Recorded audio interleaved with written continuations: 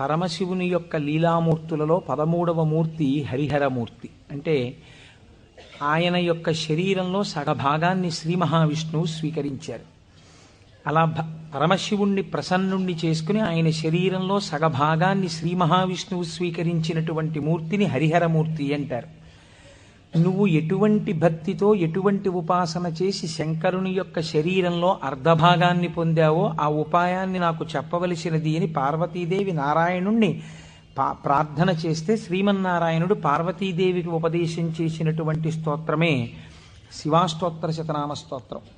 ఈ శివాష్టోత్తర శతనామ స్తోత్రాన్ని ఆధారం చేసుకుని పార్వతీదేవి శంకరుడి యొక్క శరీరంలో అర్ధభాగాన్ని పొందింది. అది 14వ స్వరూపం. దాన్ని అర్ధనారీశ్వర స్వరూపము అని పిలుస్తారు. మనకి కూడా కావలసింది మనుష్య జన్మ యొక్క పరమ ప్రయోజనం భగవంతుడితో ఐక్యమే కనుక శివాష్టోత్తర శతనామ స్తోత్రాన్ని ప్రదోష వేళలో చదవడం మనకి ఇహమునందు సమస్తమైన కోర్కెలని తీరుస్తుంది, పారలౌకిక సుఖమును భగవంతుని యొక్క అనుగ్రహాన్ని మన యందు ప్రసరింపచేస్తుంది. నిన్నటి రోజున శివనామం గురించి మీతో కొంత నేను ప్రస్తావన చేసి ఉన్నాను. శివో మహేశ్వర అని పిలుస్తారు. ఈ మహేశ్వర అనబడేటటువంటి నామం చిత్రమైనటువంటి నామం. మనకి మంత్రపుష్పం చెప్పినప్పుడు ఒక మాట చెప్తుంటాం, ఈశాన సర్వ విద్యానాం ఈశ్వర సర్వభూతానాం బ్రహ్మాధిపతిర్బ్రహ్మణోధిపతిర్బ్రహ్మ శివో మే అస్తు సదాశివోం అని.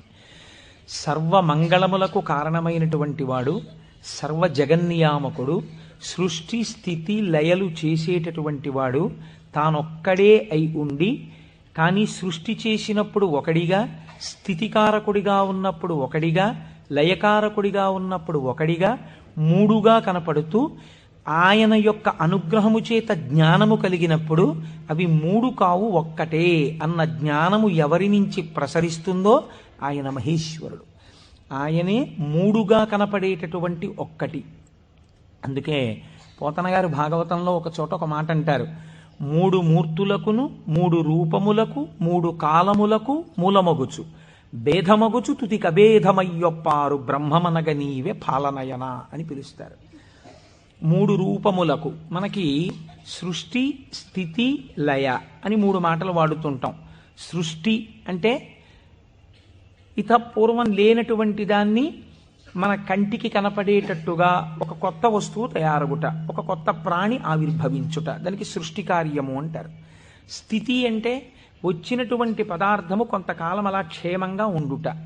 లయము అంటే ఎక్కడి నుంచి వచ్చిందో అక్కడికి వెళ్ళిపోవుట. అయితే చాలామందికి ఒక తప్పు అభిప్రాయం ఉంటుంది.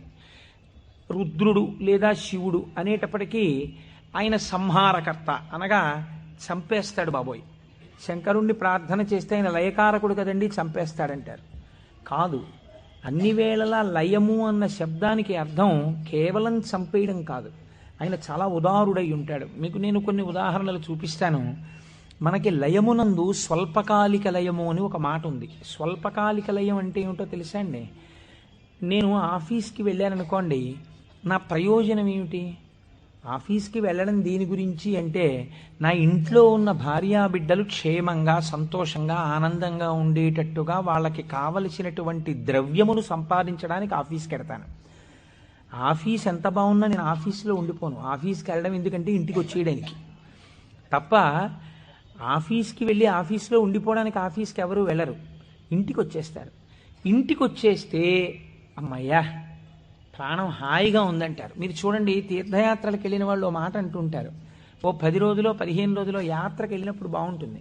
యాత్రకు వెళ్ళి రాగానే మొదట వచ్చే మాట ఏమిటంటే, భార్య భోజనం పెట్టగానే ఇంట్లో చారు అన్నం అయినా ఎంత సుఖంగా ఉందోనే అంటాడు. తన ఇల్లు అనేటప్పటికీ ఒక తృప్తి. అలాగే మీ యొక్క స్వస్వరూపమునందు మీరు నిలబడినప్పుడు సుఖదుఖములనేటటువంటివి లేకుండా పరమ ప్రశాంతమైన స్థితిలో మీరు ఉంటారు. మీ స్థితి అసలు ఏమిటి? ఆనందకరమైనటువంటి స్థితి. మరి దుఃఖం ఎందుకు వస్తుంది? మనస్సు యొక్క సంకల్ప వికల్పముల వలన దుఃఖం వస్తుంది. ఆ మనస్సు సుషుప్తిలో ఆత్మలోకి చేరిపోయింది అనుకోండి, ఏమీ తెలియని స్థితిలో, అది అజ్ఞానం అంటే మనం తెలుసుకోలేం. కానీ మీరు బాగా గాఢ నిద్ర పట్టినప్పుడు ఎలా ఉంది అన్నారనుకోండి, ఎవ్వడూ కూడా ఎంత దుఃఖంగా ఉందోనండి, అంత గాఢ నిద్ర పట్టింది, ఎంత ఏడుపు వచ్చిందో ఆ గాఢ నిద్రలో అన్నవాడు మీకు ప్రపంచంలో ఉండడు. ఎంత హాయిగా నిద్ర పట్టిందో అంటాడు. ఏమిటా హాయి? మనస్సు లేకపోవడమే హాయి. మనస్సు ఆత్మలోకి వెళ్ళిపోయింది. అలా వెళ్ళిపోయి ఆత్మగా ఉండిపోతే ఎంత సంతోషమో, ఎంత హాయో, ఎంత ఆనందమో. ఈ బాహ్యమును గురించినటువంటి ఎరుక అంతా ఆగిపోతుంది. ఆగిపోయినప్పుడు గొప్ప ఆనందాన్ని పొందుతాడు. ఇలా ఆనందాన్ని పొందినటువంటి స్వరూపము ఏది ఉన్నదో ఆ ఆనందమే శంకరుడు, ఆ ఆనందమే పరమశివుడు. ఆయన ఈ నిద్ర పోయినప్పుడు దీనిని స్వల్పకాలిక లయము అని పిలుస్తారు. నిద్ర పట్టలేదనుకోండి, అంతకన్నా భయంకరమైన స్థితి ప్రపంచంలో ఇంకోటి ఉండదు, అంతకన్నా దుఃఖం కూడా ఇంకోటి ఉండదు. ఒక్కరోజు రాత్రి 1 గంట వరకు నిద్ర పట్టలేదనుకోండి, పిచ్చెక్కినట్టుంటుంది, ఏం చెయ్యాలో అర్థం కాక. ఏదో అలవాటు ఉన్నవాడైతే పుస్తకం తీసుకాసేపు చదువుకుంటే వేరు మాట అనుకోండి. నిద్ర ఎవరు ఇస్తున్నారు? నిద్రని భగవంతుడు మీరు అర్థించకుండా, మీరు ఏ ప్రయత్నమూ చెయ్యకుండా తిరిగి తిరిగి తిరిగి తిరిగి విషయ సుఖాలలో మీరు మగ్నమై ఇంద్రియములన్నీ అలిసిపోయి మనస్సు అలిసిపోతే ఈ శరీరాన్ని తీసుకెళ్ళి ఓ మంచం మీదో, పరుపు మీదో, నేల మీదో, చాప మీదో, బొంత మీదో పడుకోబెట్టేస్తే ఆయన చక్కగా ఇంద్రియాల్లో ఉన్న శక్తిని అంతటినీ తీసి మనస్సులో పెట్టేస్తాడు. కళ్ళల్లో ఉన్న శక్తి వెనక్కి తీసి మనస్సులో పెడతాడు. కళ్ళు తెరిచి ఉంటాయి కానీ చూడడు. ఒక్కొక్కడు కళ్ళు తెరిచి నిద్రపోతాడు, లేకపోతే సగం తెరిచి నిద్రపోతాడు, కానీ ఏం చూడలేడు. ఎందుకంటే శక్తి వెనక్కి వెళ్ళిపోయింది. చెవు దగ్గరికి వెళ్ళి మాట్లాడినా వినపడదు. ఎందుచేత?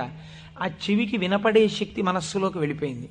ఇంద్రియాలలో ఉన్న శక్తి మనస్సులోకి, మనస్సు ఆత్మలోకి వెళ్ళిపోతుంది. ఈ గాఢమైనటువంటి సుషుప్తి అనబడేటటువంటి నిద్రలో ఈశ్వరుడు మనకు ఒక గొప్ప ప్రయోజనాన్ని చేకూరుస్తాడు. దీన్నే స్వల్పకాలిక లయము అంటారు. మనం ఛార్జింగ్ లైట్ని కరెంటుతో ఛార్జ్ చేసినట్టు ఈ మనస్సు ఇంద్రియముల యొక్క శక్తి తీసుకుని ఆత్మలోకి వెళ్ళి కూర్చుంటుంది. కూర్చున్నప్పుడు ఈ ఆత్మ మళ్ళీ మనస్సుకి ఇంద్రియములకు కావలసినటువంటి బలాన్ని ఇస్తుంది. తెల్లవారి నిద్ర లేవగానే మనస్సు మేల్కొంటుంది. మేల్కొనడం అంటే ఆత్మ నుంచి విడివడుతుంది. అసలు యథార్థమునకు సృష్టి, స్థితి, లయ అన్నవి ఎక్కడ దర్శనం చేయాలో తెలుసా అండి? మీరు ఇక్కడే దర్శనం చేయాలి. అది మహేశ్వర స్వరూప దర్శనం అవుతుంది. మీకు ఎలా దర్శనం చెయ్యాలి? మీకు నిద్ర లేవగానే మొట్టమొదటి ఆలోచన అయితే వచ్చిందో దానికి మీరు సాక్షిగా ఉన్నారనుకోండి. తెలివి రాగానే నాకు మొదట ఏం ఆలోచన వచ్చింది అంటే ఆలోచన మనస్సు యొక్క స్వరూపం. అది ఏం ఆలోచించిందని మీరు ఆలోచనని పసిగట్టి వేరుగా ఉండడం మీరు ఆత్మగా ఉండడం. ఆత్మగా ఉండి మీరు మొదటి ఆలోచనని చూశారనుకోండి, దాని ఆలోచనల్ని చూడడం మీకు అలవాటు అవుతుంది. ఇది సృష్టి, చతుర్ముఖ బ్రహ్మ దర్శనం. కాబట్టి బ్రహ్మగారికి పూజ లేదు. ఎందుకనంటే ఆ సంకల్ప దర్శనము చేత మాత్రమే మీరు బ్రహ్మదర్శనం చేసేస్తారు. సృష్టి ప్రారంభమైంది అంటే మీ మనస్సు బయటికి వచ్చింది.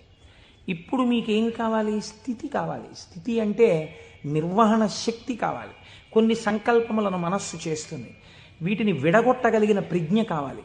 అది వ్యగ్రతతో ఇవాళ ఈ పని చెయ్యి అంటుంది, నేను చేయను. నీకేం, నీ సొమ్మేం పోయింది నువ్వు చెప్తావు, కానీ మూట కట్టుకొని అనుభవించవలసిన వాడిని నేను చేయను అని మనస్సుకు ఎదురు తిరిగి చెప్పి, ఈ మాట చెప్పావు చాలా బాగుంది, ఇది చేస్తాను అని మనసు చెప్పినవి కొన్ని అంగీకరించగలగాలి. ఇలా చెయ్యడానికి మీకు సమర్థత కావాలి. ఇది నిర్వహణ సమర్థత. అడ్మినిస్ట్రేటివ్ ఎబిలిటీస్ అంటారు చూసారా? ఒక కుర్చీలో కూర్చుంటే ఆయన ఆఫీసర్ గారు, ఆ కుర్చీకి ఒక శక్తి ఉంటుంది. ఆ శక్తిని పొంది ఉన్నవాడు స్థితికారకుడు. స్త్రీగా చెప్తే నారాయణి అమ్మవారు, పురుషుడిగా చెప్తే శ్రీ మహావిష్ణువు. ఆయన స్థితికారుడు. కాబట్టి మీరు ప్రాతకాలమునందు తప్పకుండా విష్ణునామం చెప్పాలి. మీరు పూజామందిరంలోకి వెళ్ళి కూర్చోగానే విష్ణునామంతో ప్రార్థన ప్రారంభం కావాలి. అందుకే ఓం కేశవాయ స్వాహ, ఓం నారాయణాయ స్వాహ, ఓం మాధవాయ స్వాహ, గోవింద విష్ణు మధుసూదన త్రివిక్రమ వామన శ్రీధర హృషికేశ పద్మనాభ దామోదర సంకర్షణ అని ఒకవేళ మనకి సరిగ్గా చెప్పడం చేత కాదేమో అని ఋషులు నిర్ణయించేశారు. అసలు పూజ ప్రారంభమే ఆచమనంతో, ఆచమనం విష్ణునామాలతో. ఆ విష్ణువు యొక్క శక్తి మీ యందు ప్రసరిస్తే మీకు సాయంకాలం వరకు ఆ ప్రజ్ఞ అలా వెడుతుంది. ఎందుకంటే జాగృతిలో ఉన్నప్పుడే మీరు ఇంద్రియాలని మనస్సుని ఈశ్వర స్వాధీనం చెయ్యాలి. దీనికి కావలసిన ప్రజ్ఞ, మీ ఆలోచనల్ని చక్కదిద్దుకోగలిగిన ప్రజ్ఞ మీ యందు ప్రసరిస్తుంది. కాబట్టి విష్ణు పూజతో రోజు ప్రారంభం కావాలి, విష్ణునామంతో ప్రారంభం కావాలి. తరువాత మీరు అభిషేకం చేసుకోవచ్చు, శివార్చన చేయవచ్చు. నేను అలా చెయ్యవద్దని నేను చెప్పట్లేదు. విష్ణునామంతో ప్రారంభించాలి. మనకి భగవంతుడు ఒక్కడే, కానీ మనకి ప్రయోజనం చేకూర్చడానికి అన్ని రూపాల్ని పొందాడు. రాత్రి నిద్రపోయే ముందు శాస్త్రం అంది 11 మార్లు.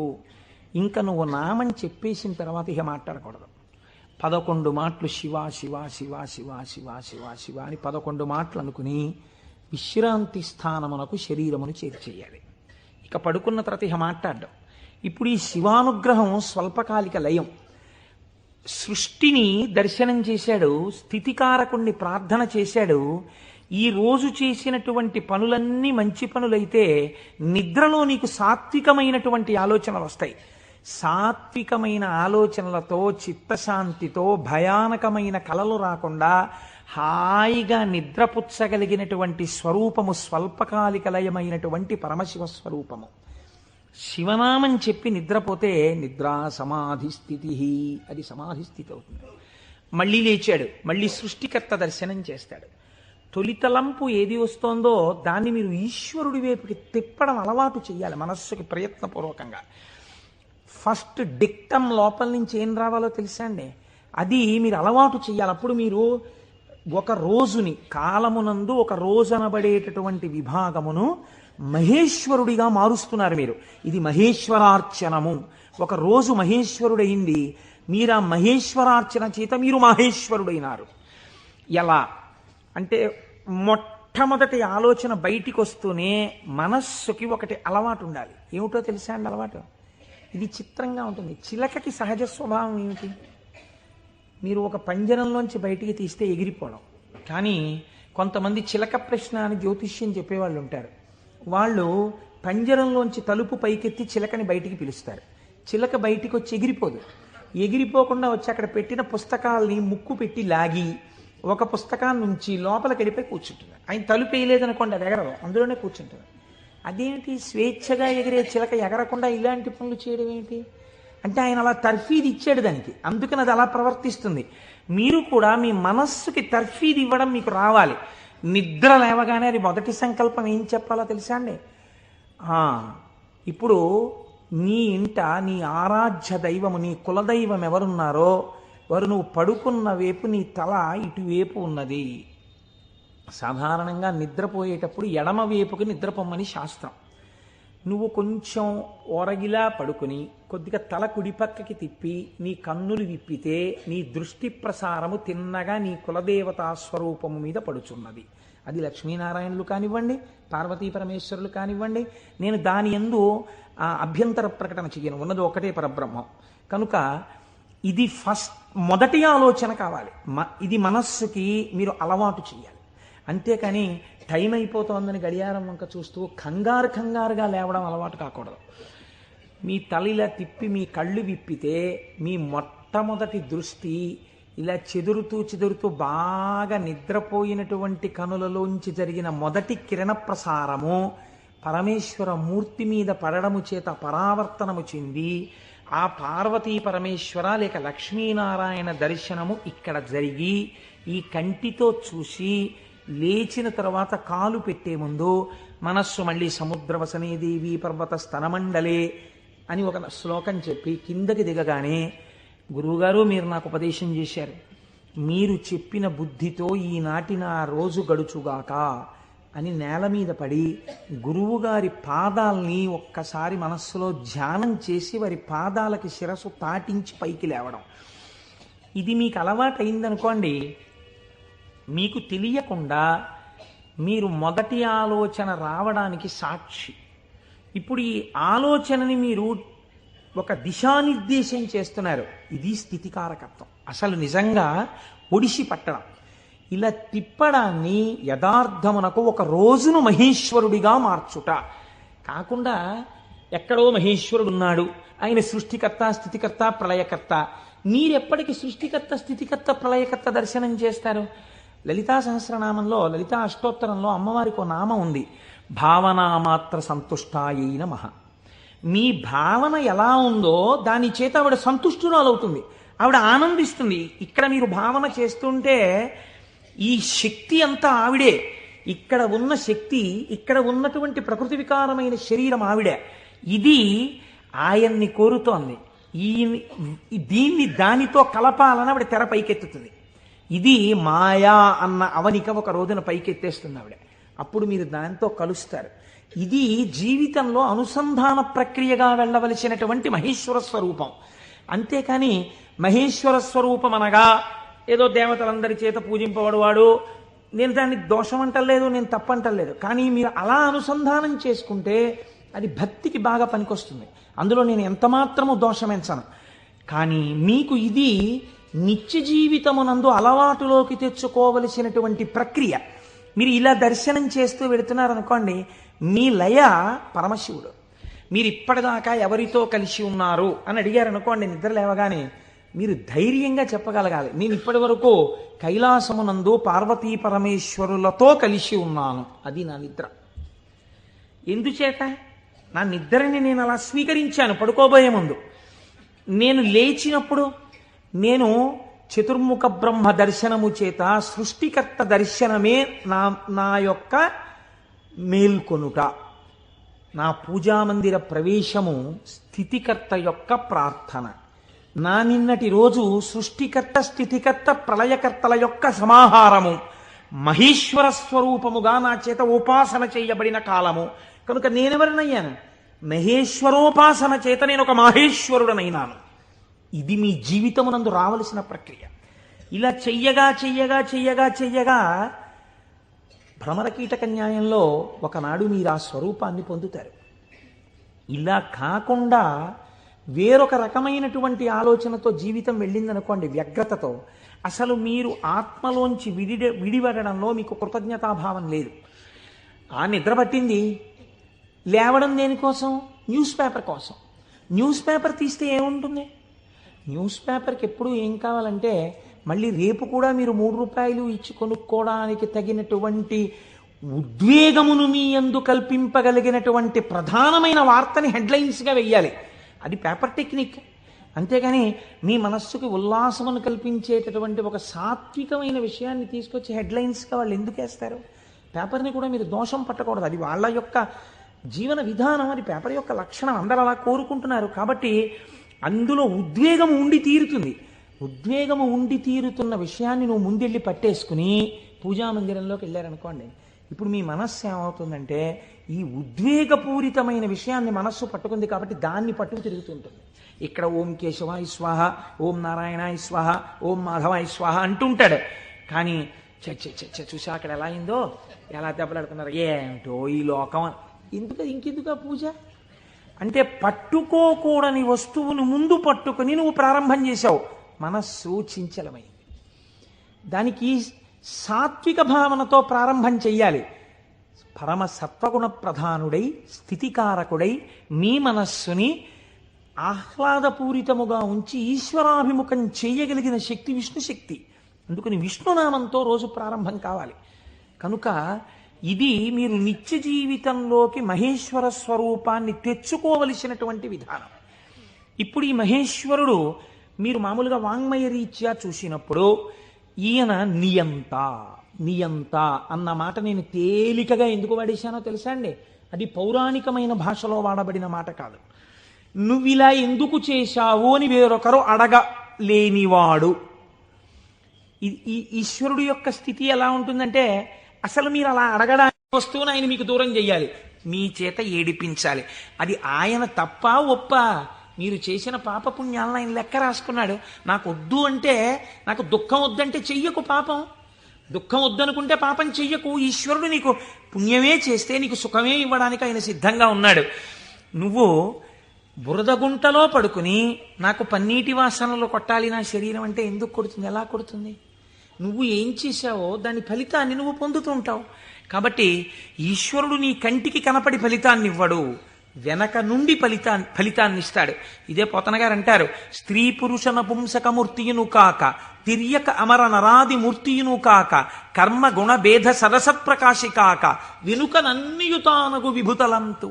ఆ వెనకనున్న పరమాత్మ ఉన్నాడే, నేను ఆయనకి నమస్కరిస్తున్నాను అన్నారు. ఇప్పుడు చూడండి, ఆ మహేశ్వర శబ్దం గురించి అన్నారు, త్వం ఈశ్వరాణం పరమం మహేశ్వరం తం దేవతానాం పరమంచ దైవతం. దేవతలందరూ కూడా ఎవరిని ప్రార్థన చేసి నమస్కరిస్తారో, సర్వ జగత్తుని ఎవడు నియమించి పోషించి రక్షించుతున్నాడో, ఎవడు దీనిని నిలబెడుతున్నాడో, ఎవడు తనలోకి తీసేసుకుంటున్నాడో వాడే మహేశ్వరుడు. వాడు సర్వజగన్నియామకుడు, వాడు పరబ్రహ్మమై ఉన్నాడు. ఇటువంటి పరబ్రహ్మము నీకెక్కడ దర్శనమవుతుంది అని అడిగారు.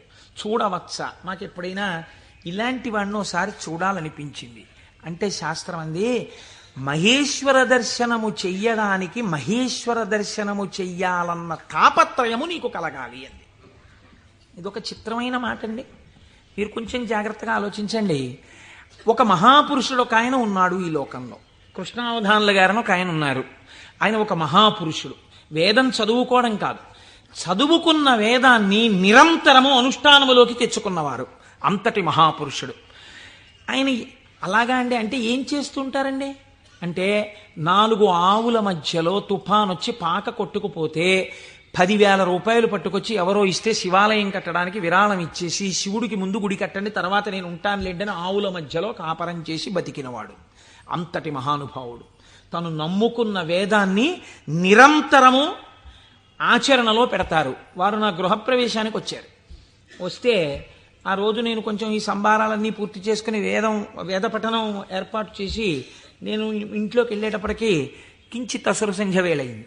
నేను వెళ్ళేటప్పటికి వారు వెళ్ళిపోతున్నారు. అరేరే ఇదేమిటి వెళ్ళిపోతున్నారు కృష్ణావధానులు గారు, అలా వెళ్ళిపోరే, ఈ కోటేశ్వరరావు మనం వచ్చేటప్పటికి లేడు, స్వాగతం చెప్పలేడని కోపగించుకుని వెళ్ళిపోయే మనిషి కారేవారు, ఎందుకు వెళ్ళిపోతున్నారు? ఓహో అసుర సంధ్య వేళ, సంధ్యావందనానికి ఎడుతూ ఉండాలి అనుకున్నాను. ఎవరినో పిలిచి కృష్ణావధానులు గారు ఎక్కడికి వెడుతున్నారండి. వెంకటేశ్వర స్వామి గుళ్ళో కూర్చుని సంధ్యావందనం చేసుకోవడానికి వెడుతున్నారు. ఆయన సంధ్యావందనం చేయలేదనుకోండి, మీరు నేను అడుగుతామా, అయ్యా మీరు సంధ్యావందనం ఎందుకు చేయలేదండి అని.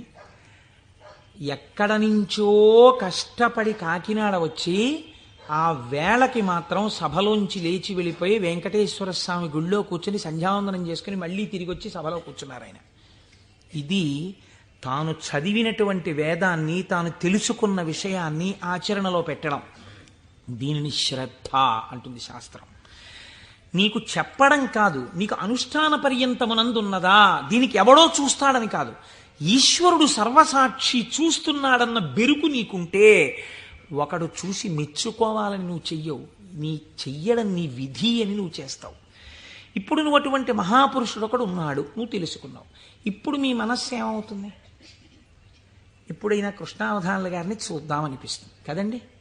ఇప్పుడు రేపు సుబ్రహ్మణ్యేశ్వర స్వామి వారికి మనం ఇక్కడ ఉత్సవం చేయబోతున్నాం. ఆ సుబ్రహ్మణ్యేశ్వర స్వామి వారికి ఉత్సవం చేసిన రోజున కారు దిగి నడవలేక శిష్యులు పట్టుకుంటే కృష్ణావధానులు గారు వచ్చి ఇక్కడ కుర్చీలో కూర్చున్నారనుకోండి, మీ ప్రయత్నం లేకుండా, వారు కోటీశ్వరుడని కాదు, వారు పెద్ద ఆఫీసర్ అని కాదు, మోకాళ్ల మీదకి పంచె కట్టుకుని లాల్చీ కూడా వేసుకోకుండా ఓ ఉత్తరీయం కప్పుకుని గుండు చేయించుకుని పిలక పెట్టుకుని 3 విభూతి రేఖలు పెట్టుకుని బొట్టు పెట్టుకుని సరిగ్గా కనపడక కళ్ళు చిప్పిలించి చూస్తున్న కృష్ణావధానులు గారు అడుగు తీసి అడుగేస్తుంటే మీ అందరి చేతులు ఇలా అంటాయి. ఎందుకంటాయి? ఆయన ఒక మహాత్ముడన్న ఎరుక మీకు కలిగింది. ఈ ఎరుక లేకుండా మీరు దర్శనాన్ని వాంఛిస్తారా? మీరు ఒకసారి ఈ శివమహాపురాణాన్ని వినడం ఒక కథ కింద వినే ప్రయత్నం మీరు చేయకండి. అది మీ జీవితాన్ని అభ్యున్నతి మార్గంలోకి తీసుకెళ్ళదు. దాన్ని మీ నిత్య జీవితంలో మీకు ఎలా ఉపయోగపడుతుందో మీరు ఆలోచించండి. పరమాచార్య స్వామి ఎక్కడ మాట్లాడినా, ఎప్పుడు మాట్లాడినా అలాగే మాట్లాడేవారు. ఎప్పటి కథల కిందో వారు మాట్లాడేవారు కాదు, ఇప్పుడు నీకు ఎలా పనికి వస్తుందో వారు మాట్లాడేవారు. అది ఒక సద్గురువుకు ఉండవలసిన లక్షణం. అందుకే నడిచే దేవుడయ్యారు మహానుభావుడు. కాబట్టి చూడండి, ఇప్పుడు మీకు కృష్ణావధానులు గారు అంటే తెలిసింది, వారిని చూడాలి అనిపిస్తుంది. ఉదాహరణకి వారు రాలేదనుకోండి సుబ్రహ్మణ్యోత్సవానికి, ఎందుచేతంటే వారి శరీరం చాలా డస్సిపోయింది, పెద్దవారు అయిపోయారు. కానీ మీరేమంటారు? కృష్ణావధానులు గారు ఎక్కడ ఉంటారంటే ఒకసారి వెళ్ళి మేము దర్శనం చేసుకొస్తామంటారు. అమ్మ ఈ టైంలో వెళ్ళండి, ఈ టైం కాకుండా వెళ్ళకండి, వారికి ఇబ్బంది, పెద్దవారు అయిపోయారు, ఈ సమయంలో వెళ్ళండి దర్శనం ఇస్తారు. మీరేం చేస్తారు? ఇంత డబ్బు పాడు చేస్తున్నాం, పోతే పోయింది, కారు ఎక్కివో 500 పెట్టుకుని వెళ్ళొద్దాం అని ఒక ఆదివారం నాడు పొద్దున అలా కృష్ణావధానుల గారి దగ్గరికి వెళ్ళొచ్చిన వాళ్ళు ఎంతమందో నాకు తెలుసు.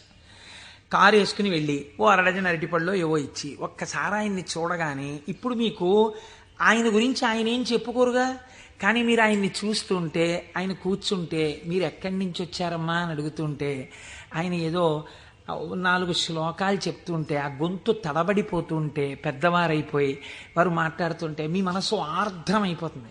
మీకు తెలియకుండా మీ కన్నుల వెంట నీళ్లు కారుతాయి. అబ్బా ఏం మహాపురుషుడు, ఏం మహాపురుషుడని పటికి బెల్లం తినేసిన నోరు తీపిగా ఉన్నట్టు మళ్ళీ కారెక్కి వచ్చేస్తారు ఇంటికి.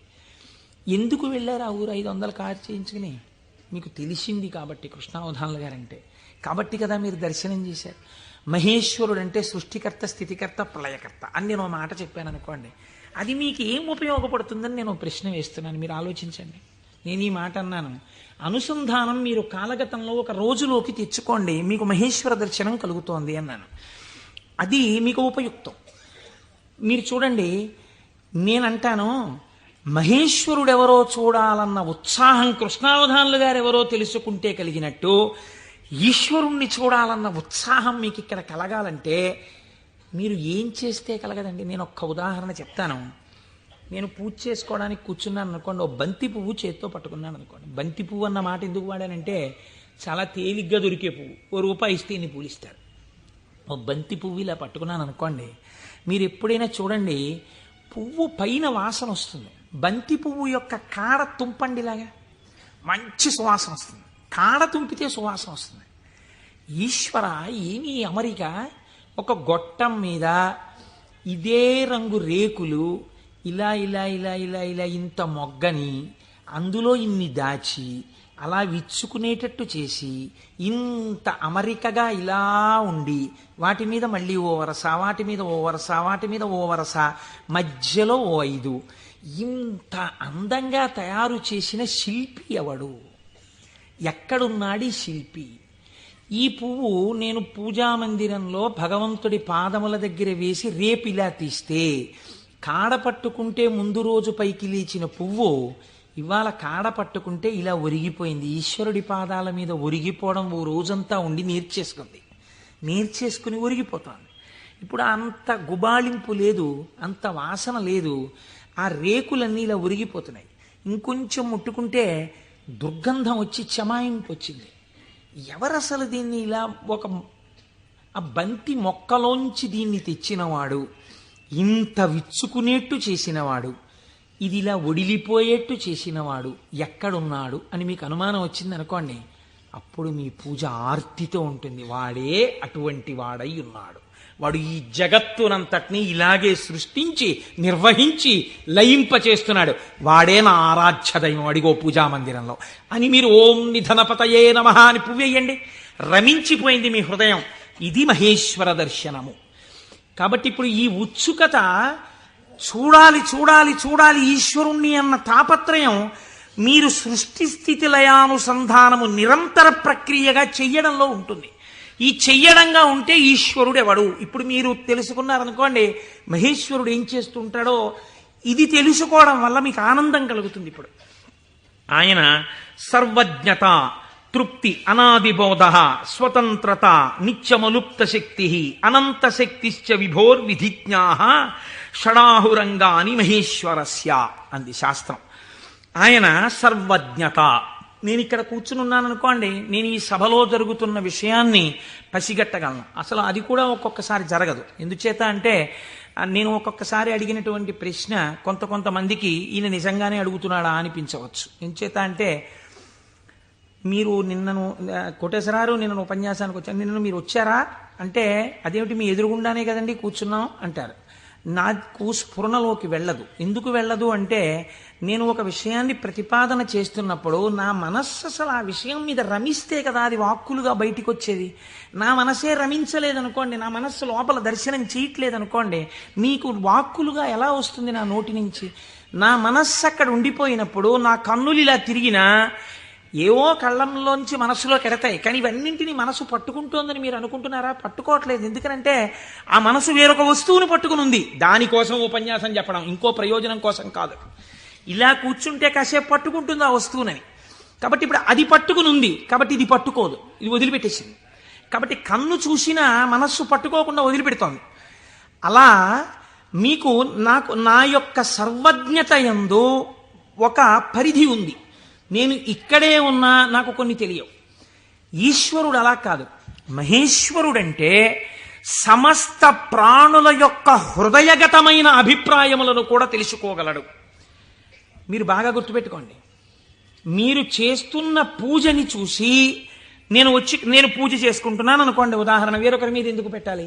నేను పరమ డాంబికంగా ఇన్ని పువ్వులు పెట్టుకుని ఓం నిధనపతయే నమః, ఓం నిధనపతాంతికాయ నమః, ఓం ఊర్ధ్వాయ నమః, ఓం ఊర్ధ్వలింగాయ నమః అన్న పూజామందిరంలో కూర్చుని పుష్పార్చన చేస్తున్నాను అనుకోండి. మీరు కోటేశ్వరరావు గారు ఉన్నారా అండి అని హాల్లోకి వచ్చి కూర్చున్నారనుకోండి. ఆహాహా, ఏం పూజ చేస్తున్నాడండి కోటేశ్వరరావు, నిజంగా ఏమి ఉచ్చారణ, ఏమి నామాలు చెప్తున్నాడు అని మీరు ఇక్కడ గబగబా సోఫాలో కూర్చున్న వారి కింద కూర్చుని కళ్ళు మూసేసుకుని, ఇప్పుడు ఆయన ఇలా పువ్వులు వేస్తుంటారు, ఇలా నామం చెప్తుంటారని మీకు ఆ నామాలు రాకపోయినా మనస్సులో ఇలా ఇలా మీ చెయ్యి అంటూ మీరు పువ్వులు వేసేస్తూ మీరు కూర్చున్నారు. అక్కడ పూజ చేస్తున్న నేను నామాలు నోటితో చెప్తున్నాను, కానీ నా మనస్సు రేపు ఉదయం నేను పెళ్లికి వెళ్ళాలి, ఈ పెళ్లికి వెళ్ళినప్పుడు మనం 10ంటికి ఆఫీస్కి వెళ్ళిపోగలమా, లేకపోతే 1 గంట పర్మిషన్ పెట్టి 11 గంటలకు వెళ్ళిపోగలమా, ఒకవేళ వాళ్ళు భోజనానికి ఉండిపోమ్మంటే దీన్ని వంట చేయమని చెప్పడమా, అక్కర్లేదులే భోజనానికి ఎడదామందామా, భోజనానికి ఎడదామంటే ఇది మీరు వచ్చి నన్ను తీసుకెడతారా ఆఫీస్కి అయితే అంటుందేమో. ఇప్పుడు ఎక్కడున్నాను నేను వాళ్ళ ఇంట్లో పెట్టే భోజనం దగ్గర ఉన్నాను. పైకి ఏం చేస్తున్నాను? ఓం నిధనపతయే నమః, ఓం నిధనపతాంతికాయ నమః. నా పూజ వింటున్నవాడు, హాల్లో కూర్చున్నవాడు ఏం చేస్తున్నాడు? ఆయన కోటేశ్వరారు ఎంత బాగా పూజ చేసుకుంటున్నారో అని తను వచ్చిన పని మర్చిపోయి తను రమించిపోయి ఇక్కడ ఈశ్వరుణ్ణి చూస్తూ ఆయన పాదాల మీద బొడ్డు మల్లెలు వేసేస్తున్నాడు. ఇప్పుడు పూజ చేసిన ఫలితం ఈశ్వరుడు ఎవరికేస్తాడో తెలుసా అండి? హాల్లో కూర్చుని ఆయనకి వేస్తాడు. కోటేశ్వరరావుకి ఏం వేస్తాడో తెలుసా అండి? ఆయన పూజ చేసుకునేటట్టుగా గట్టిగా నామాలు చెప్పిన ఫలితం వేస్తాడు.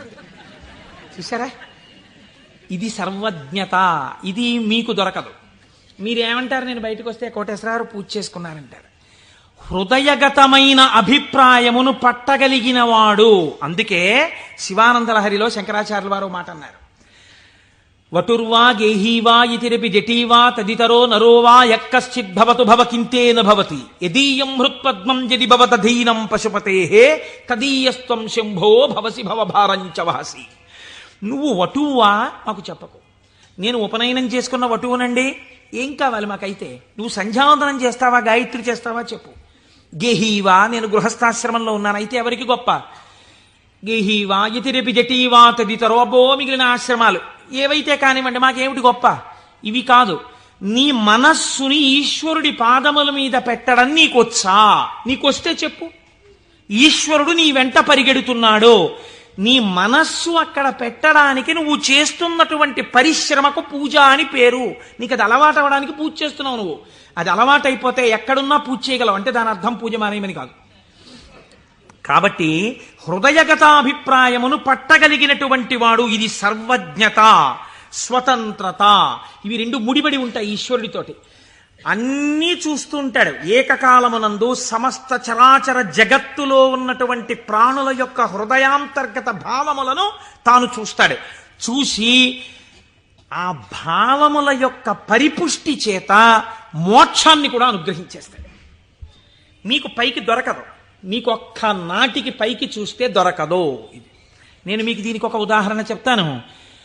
మనం ఇవి వినటం చేతనే పరమశివుడు ప్రసన్నుడవుతాడు. పెరియ పురాణం అని మనకి నాయనార్ల చరిత్ర చెప్తుంది. అందులో శాక్య నాయనార్ అని ఒక నాయనార్.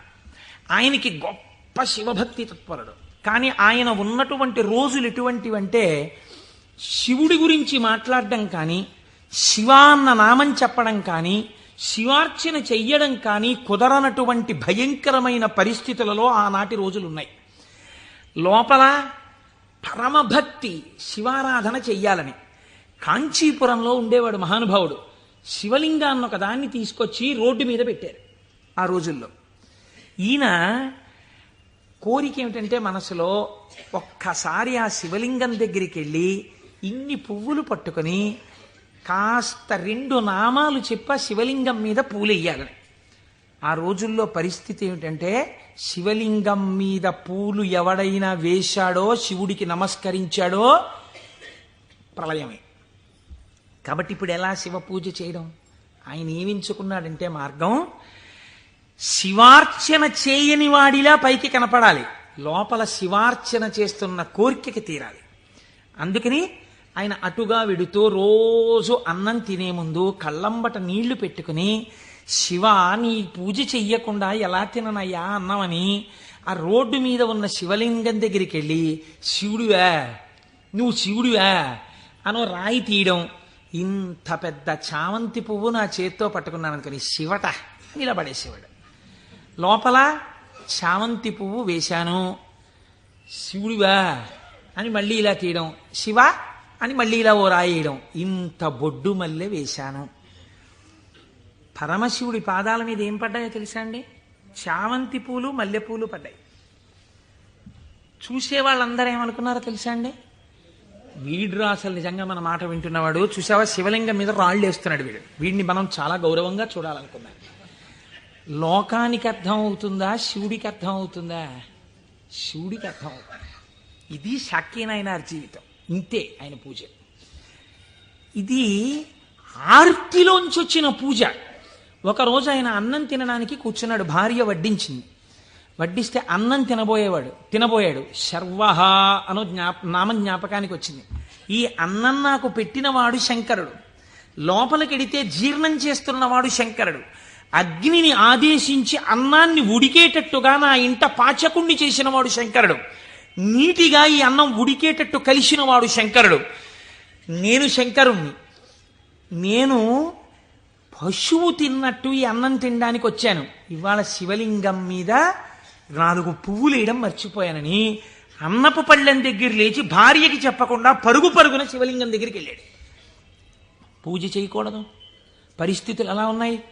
నిలబడి 4 రాళ్ళు తీసి శివుడివా అని మళ్ళీ వేశాడు. వేస్తూ ఇంతకన్నా చెయ్యలేకపోతున్నానయా అని కన్నుల నీరు కార్చాడు. వెంటనే ఈశ్వరుడు ఆయనకి నటరాజమూర్తిగా సాక్షాత్కరించి తనలోకి కలిపేసుకున్నాడు. ఇప్పుడు మీరు చెప్పండి, శాక్యనాయనార్ జీవితంతో మీకేమర్థమవుతోంది? మహేశ్వరుడన్న శబ్దం చేత మీ సంకల్పములను, మీ హృదయ శుద్ధిని, మీ చిత్తశుద్ధిని చూడగలిగినవాడు. ఇది ఆయన స్వతంత్రత. ఇప్పుడు మీరు బాహ్యంలో ఆయన లోపల చేసింది మీకు తెలియదు. అంటే శంకరుడి మీద రాళ్లు వేసినటువంటి వాడికి మోక్షం ఇచ్చినవాడు శంకరుడు అని మీరు సిద్ధాంతం చేశారనుకోండి, మీరు నేను అలా వేస్తే ప్రమాదాలు వస్తాయి. కాబట్టి లోపల ఏ భావనతో ఒక్క రాయి వేసినా దాన్ని భావనకి అనుగుణంగా తీసుకుని ఉద్ధరించి, చాలు పొంగిపోయాను రా నీ భక్తికని అన్నం విడిచిపెట్టి 4 రాళ్లతో పూజ చేసిన వాడికి మోక్షం ఇచ్చినవాడు. ఇలా చేస్తే మోక్షం ఇవ్వాలని ఏమైనా రూల్ ఉందా? అలా నియమాలు ఏముండవు. ఈశ్వరుడి స్వతంత్రత, ఆయన ఇయ్యగలడు. ఇది మహేశ్వర శబ్దము చేత ప్రతిపాదింపబడుతుంది. ఇది ఆయన శక్తికి లోపం ఉండదు. ఆయన ఇది చేశాడు కాబట్టి ఇంక ఇది చెయ్యలేడని మీరు చెప్పలేరు. ఆయన శక్తి క్షీణించిపోయిందండి, ఆయన అలిసిపోయాడండి, అలా ఏం ఉండదు. నిరంతర ఉత్సాహముతో ఉంటాడు. ఎప్పుడూ ఆయన శక్తి క్షీణించడం అన్నది ఉండదు. అటువంటి వాడెవడో సర్వజ్ఞత, తృప్తి అన్న మాట ఎప్పుడు వస్తుందండి? మీరు చూడండి, ఒక ఆయనకి పెద్ద బంగళా ఉంది, కానీ ఆయన ఎప్పుడు ఎక్కడ కూర్చుని ఉంటారంటే ఆ ఇంటి పెరట్లో ఓ చక్కటి పూలతోట ఉంది, అందులో ఆయన ఒక ఈజీ చైర్ వేసుకుని అందులో కూర్చుని ఉంటారు ఎక్కువ. మా దొరగారు ఎక్కువగా వేప చెట్టు కింద కూర్చుని ఉండేవారు. వేప చెట్టు కింద కూర్చుని దొరగారు ఉన్నారు కాబట్టి దొరగారు ఇంట్లో ఉండడానికి అవకాశం లేదు. ఐశ్వర్యవంతులు శిష్యులున్నారు. ఏమిటి ప్రారంధం? ఇన్ని కన్నాలతో ఉన్నటువంటి తువ్వాలతో ఎలా తుడుచుకుంటున్నారు? మీకు ఒక మంచి తువ్వాలే కొనివ్వలేమా అన్నారంటే ఆయన అన్నారు, ఎవరు చెప్పారు మీకు నా తువ్వాలు కన్నాలతో ఉందని? సహస్రాక్షుడే నా తువ్వాలు, ఇంద్రుణ్ణి తువ్వాలుగా తుడుచుకుంటున్నాను, అందుకే చూడండి దానికి 1000 కళ్ళుంటాయన్నారు. ఇది తృప్తి. తనకిది లేదన్న భావన ఉండదు. అంతా నాదే, నాది కాంతి ఏమిటన్న భావనతో బతుకుతారు పెద్దలు. కాబట్టి అటువంటి తృప్తి మహేశ్వరుడి సొత్తు. కాబట్టి ఇటువంటి స్వతంత్రత, ఇటువంటి శక్తి కలిగిన వాడు ఏదైనా చేయగలడు. ఇక్కడ మనకి ఒక అనుమానం వస్తుంది, ఏమన్నా అంతా బాగుంది కానీ మనందరికీ ఎందుకంటే అలా కనపడదు? మరి మనందరికీ కూడా అలా తెలిసిపోయి హాయిగా భావన లోపల నాటుకుపోయింది అనుకోండి, ఇంకా మనందరం మీరు చెప్పేది ఏముంది, రేపు పొద్దున్న నుంచి మీరు కింద కూర్చోండి మేము అందరం చెప్తాం ఆ పతంజలి చెప్పినట్టు 1000 నాలుకలతోటి అంటే మరి ఎందుకు నిలబడదు? ఇది మీరు చాలా జాగ్రత్తగా కనిపెట్టవలసినటువంటి రహస్యం శాస్త్రంలో. మాయినంతు మహేశ్వరం, ఆయన మాయ ఆయనని చూడకుండా మిమ్మల్ని అడ్డగిస్తుంది. ఆ మాయ ఆయన అనుగ్రహం చేతనే తొలగుతుంది. మాయ అంటే ఉన్నదా లేనిదా? ఉన్నట్టు కనపడి లేనిది. అది చిత్రం. అది ఎవరిది? ఈశ్వరుడిదే. ఈశ్వరుడిదే అయిన మాయ ఈశ్వరుణ్ణి కనపడకుండా చేస్తుంది. ఏమిటండి మీ మాటలు అయోమయంగా ఉన్నాయి? నేను మీకు ఉదాహరణ చెప్తాను. మేఘం ఎవరి వలన వచ్చింది? సూర్యుడి వలనే వచ్చింది. సూర్యుడు సముద్రములో ఉన్నటువంటి నీటిని లాగాడు. నీటిని లాగితే నీటి ఆవిరిగా వచ్చి మేఘం ఏర్పడింది. ఈ మేఘం సూర్యుడికి అడ్డొచ్చింది. ఇప్పుడు సూర్యుడు కనపడ్డా? కనపడ్డ మేఘం అడ్డొచ్చేసింది. సూర్యుడి చేత తపింపబడిన సముద్ర జలములు ఆవిరిగా పీల్చబడితే మేఘమై సూర్యుడినే అడ్డినట్టు ఈశ్వరుడు యొక్క శక్తియే మాయగా పరిణమించి ఈశ్వరుడు కనపడకుండా చేస్తుంది. ఈ మాయ తొలగడం ఎవరి వల్ల తొలగుతుందో తెలుసా అండి? ఈశ్వర వాక్కు వలన, ఈశ్వర స్వరూపులైన గురువాక్యముల వలన. నిరంతర గురువాక్య శ్రవణమే మాయ తొలగుటకు సాధనము. అందుకే గురువు లేని విద్య గుడ్డి విద్య. ఆ గురువు అనుగ్రహం ఉంటే తప్ప మాయ తొలగదు. ఈ మాయ చిత్రంగా ఉంటుంది. ఎంత చిత్రంగా! మాయ యొక్క స్వభావమేమి మీకు తేలిక మాటల్లో చెప్పాలంటే, ఇప్పుడు నేను దాని గురించి పెద్ద చర్చ చెయ్యకుండా చెప్పాలి అంటే, మాయ వలన వచ్చేటటువంటి ఉత్తర లక్షణము కామక్రోధములు. ఎందుచేత? వెంటనే ఈశ్వరుడితో ఉన్నటువంటి పట్టు విడిచిపెట్టేసుకుని తన యందు పెట్టేసుకుంటాడు. పెట్టేసుకుని ఈశ్వర దర్శనమాగి ఇదంతా నా ప్రజ్ఞ అంటాడు. అనగానే మాయ ఏర్పడిపోయిందనమాట. అంతే. ఏర్పడి కామక్రోధములతో కొట్టుమిట్టాడుతుంటాడు. మీరు ఒక్క విషయం, నేను ఇప్పుడు ఒక విషయాన్ని చెప్పబోయే ముందు నేను ఇప్పుడు శివమహాపురాణంలోంచి ఒక ఆఖ్యానాన్ని అనుసంధానం చేయబోతున్నాను. ఇది చెప్పబోయే ముందు నేను ఒక విషయం చెప్పకుండా మొదలు పెడితే ఒక ప్రమాదం ఏర్పడేటటువంటి అవకాశం ఉంది. ఒక 95 సంవత్సరాల వృద్ధుడు అలా వెళ్ళిపోతూ ఉపన్యాసం అయిపోయిన తర్వాత ఒక ఆటో కింద పడబోయారనుకోండి. చూసిన వాళ్ళు, అయ్యయ్యో తాతగారు అదేంటండి అలా ఆటో కనపడలేదా మీకు అంత లైట్ వేస్తే? అంటే బాబు కళ్ళు డాజిల్ అయిపోయాయా, కనపడలేదు, పడిపోయాను అన్నారు అనుకోండి. మీరు ఏంటంటారు? గబగబా ఎత్తి తీసుకొచ్చి పక్కన కూర్చోబెట్టి, తాతగారు ఏమైనా దెబ్బలు తగిలాయా అండి అని ఆటో పిలిచి మాట్లాడి వారిని వారి ఇంటికి పంపిస్తారు. నాలాంటి ఒక దుఃఖపోతూ ఇలా ఇలా అడ్డు పెట్టి ఆటో కింద పడ్డాడు అనుకోండి, మీరు ఏమంటారు? ఏమయ్యా ఆ మాత్రం చూసుకోలేవా ఏంటి, అలా వెళ్ళిపోయి పడిపోయేంటి అంటారు కదా. ఒక అజ్ఞాని పడిపోయాడు అనుకోండి, అది పెద్ద విశేషంగా మీరు చెప్పక్కర్లా. ఎంతటి మహాత్ములు కూడా మాయకి ఎలా పడిపోతూ ఉంటారో మీరు తెలుసుకున్నారనుకోండి, దానికి ఎంత శ్రద్ధ అవసరమో మీకు అర్థమవుతుంది. కాబట్టి అలాంటివి చెప్పేటప్పుడు ఏ కోటేశ్వరరావు లాంటి వాడో కామమునకు వశుడైనాడు, క్రోధమునకు వశుడైనాడు అని చెప్తే అది పెద్ద విశేషం ఏంటంటే వాడు అలాంటి వాడే అంటారు. కాదు, ఒక మహాపురుషుడు అలా వశుడైనాడు అనుకోండి. అందుకే వాళ్ళు మహాత్ములు ఎవరు తమ జీవితంలో సంఘటనలు దాచరు, రాసేస్తారు. మహాత్మా గాంధీ గారు జీవితంలో ఆటోబయోగ్రఫీ రాసుకున్నప్పుడు చెప్పుకున్నారు, చంద్రశేఖర పరమాచార్య స్వామి 73వ ఏట ఇప్పటికీ నన్ను ఆశ అప్పుడప్పుడు పట్టుకునే ప్రయత్నం చేస్తూ ఉంటుందని చెప్పుకున్నారు. మహాత్ములు దాచరు.